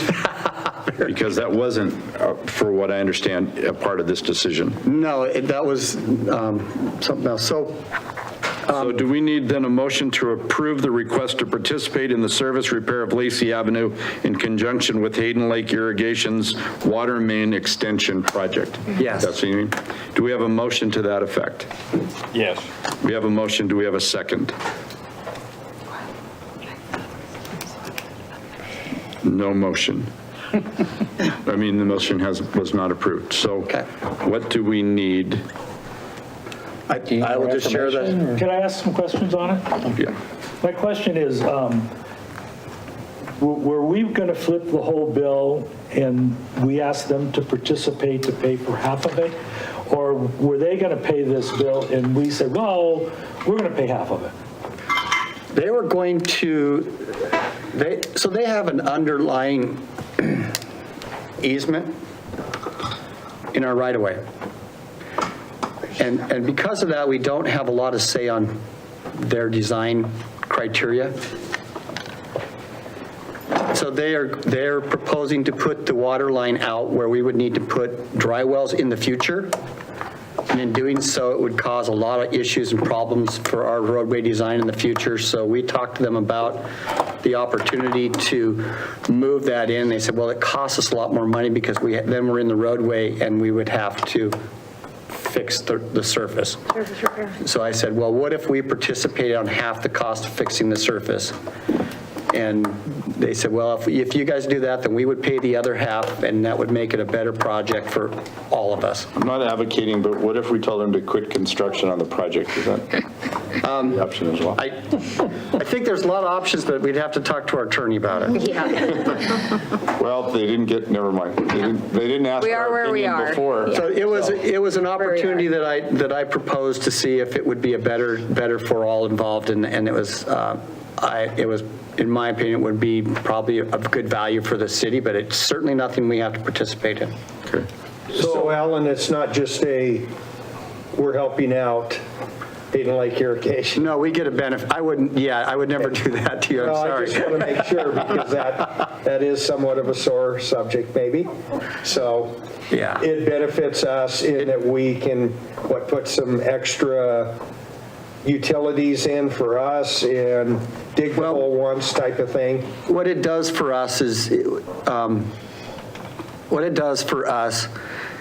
it gets their water line in a location that makes our construction in the future great. And it also, in doing so, we get a road that's part of a road that's reconstructed in the process, which is also a benefit. And we get it at a really good price. And so, and it'll actually cost them more to do this than what they were proposing to do, but I'm looking at it as kind of a win-win. Yeah, our lines can't be located within a certain amount of distance. It makes it hard when we're talking sewer and water. We have to meet a distance, I think 10 feet, right, Alan? But we have to be, so if you think about how our roads are built, we've got our road, and between that, we've got a swale then the sidewalk. That swale has to have a dry well in it. Our dry well has to be 10 feet from their water line. That's right, 10 feet. And our sewer has to be 10 feet from their water line. They're going to put the water line in first. We will not ever be able to put a dry well in. And that's a state requirement. And we can't get around that. And so what that does is then when we go to do that, we have to figure out how we're going to do that. So maybe we bump the sidewalks out into private property by right. I mean, I don't know how we'll solve it in the future. Expensive. So this was a preemptive strike on my part to try and solve it before it happened. And so, it seemed like an opportunity. Location for utilities. It makes good sense to do it now, and it saves a bunch of money in the future. And we've done that and other things by oversizing and paying for that because of the reason. How much time do we have before they're going to do that? The water line's going in on part of the road right now. This part is not part of that. Okay. And I'd like to share on top of this, the other one is a contract that we had to get approved. Brett did approve it so that we can get forward designing a sewer that goes in also in another portion of this road, 182 feet of sewer, that we want to get in before the water line. And that one I'm hoping to get a cost to bring back to the council, say, can we do that? So there's a lot going on in this stretch, and I'm trying to keep up with. I mean, these guys they're just moving ahead. I'm trying to keep up by getting this in front of you guys as quick as I can to take advantage of opportunities to save money and to make things better. And it's not easy to keep up with this because they're already under construction. Yeah. Can I second this motion? No, we're need going to another go back motion. because the motion Okay. died. Do you have any other questions? No. Okay, do we have a motion? Yes. To approve the request to participate in the service repair of Lacey Avenue in conjunction with Hayden Lake Irrigation's, that would be a apostrophe S, water main extension project? Do we have a motion? Yes, we do. Do we have a second? We have a motion and a second. Any discussion? Hearing none, roll call vote, please, Abby. Councilmember DeLange? Yes. Councilmember Roeder? Yes. Councilmember Panabaker? Yes. And Council President Satterfield? Yes. Thank you. City Administrator report and calendar review. Just a couple quick items. One I'll mention, Alan mentioned it, so under the authority that the mayor has to approve contracts and he delegates that to me as well, we can approve things that are under $10,000. And to keep the design moving forward on Lacey Avenue for the remainder of that, we approved for the design to continue to move forward for the additional property. It'll come back for ratification, and then also before we do any construction or anything like that, that'll all come back to you for approval. That section ties in with that email string with Patricia. If you guys remember, there was an email string about her wanting to connect on at sometime in the future. So just by note, if you have any questions on that, let me know afterwards. On August 24th, we have the budget hearing. If any of you are not going to be here for that, let us know. This Thursday, On the 12th, we have the facilities meeting at 9:30, for those that are involved in that. I wanted to let you know that we did get that letter out to Lakes Highway District concerning their facilities, and I received a call back from Eric Shanling just to say that they received it, and they'll be discussing that in their meeting, so that's underway. No update on the property that we talked about that we're looking at acquisition. So we'll look at the next meeting if there's any other update on that property. And then also lastly, we do need a quick special meeting to look at to review the HARB's budget. And we're proposing the 17th. Abby, did you have a time earlier you could do it? There'd be a short presentation by Ken on their budget. Anyways, the council needs to approve. I will not be here. You won't be here on the 17th? No, I'll be gone from the 12th to the 20th. So that we can do it by phone, or how do you want? We can do it by phone, or if everyone's here, the other four are here, we could do that. We anticipate it's probably a 20-minute meeting. Roger, what do you want? Do you want to do it by phone? What's the date? It's the Be a week from 17th, so today. a week from today. Is anybody else going to be gone? Okay. Oh, I'm here. Okay, then do it in person. Are you going to still be here? Okay, that looks like all council will be here. The regular time, 5 p.m. 5 p.m. Okay, so there will be a meeting 17th at 5 p.m. Should be short. I just make sure that that's only HARB's related. Yeah. Okay. And So that's a special meeting call then? Yeah. it should have been on the agenda, Matt. I didn't want to add anything quickly to the agenda for today. Okay. And I want to make sure that everybody had a chance to prepare for that, so. I may not, I got an anniversary going on and we're going. Mine's the next day. When is yours? It's the 18th. So's mine. Yeah. 43 years. I got Okay, this is bad. an anniversary going on. That's the best quote of the night. 44. And I didn't think she'd have me. It's been really short for me, really long for her. So if there's 3, can they do that with 3? They have a quorum, yes. They have a quorum They'll have a quorum at 3. Okay. As long, and that, I'm assuming works for Ken. And Matt, If you have any questions, let me know. Well, It's gonna I may have be to. able to, with timing on this, so. right. There's a chance I can be there. And for those with math, 1977 to now is 14, correct? 44, I mean. Yeah, you got it. I'm 38. Thank you. Please don't tell my wife if I miss. Have you ever forgotten? Never. Oh, really? Yeah, no. And her birthday is the day before mine, so I do not forget that. That's all I have. Is that it? Yep. Okay, great. I'd like to comment, and I know Hayden Days was phenomenal, and I know that I wasn't here last week to be able to do it. Susie, I'm glad you're still here. It was so nice to return to what we know Hayden to be. It was like, I just exhaled, so. Thanks to everybody. Any other comments It was from a any huge member team of the effort, so. council? Hearing none, we are adjourned. Do I need a motion? Motion, yeah. I need a motion. We adjourn. Thank you. Thank you. We adjourn. Any discussion?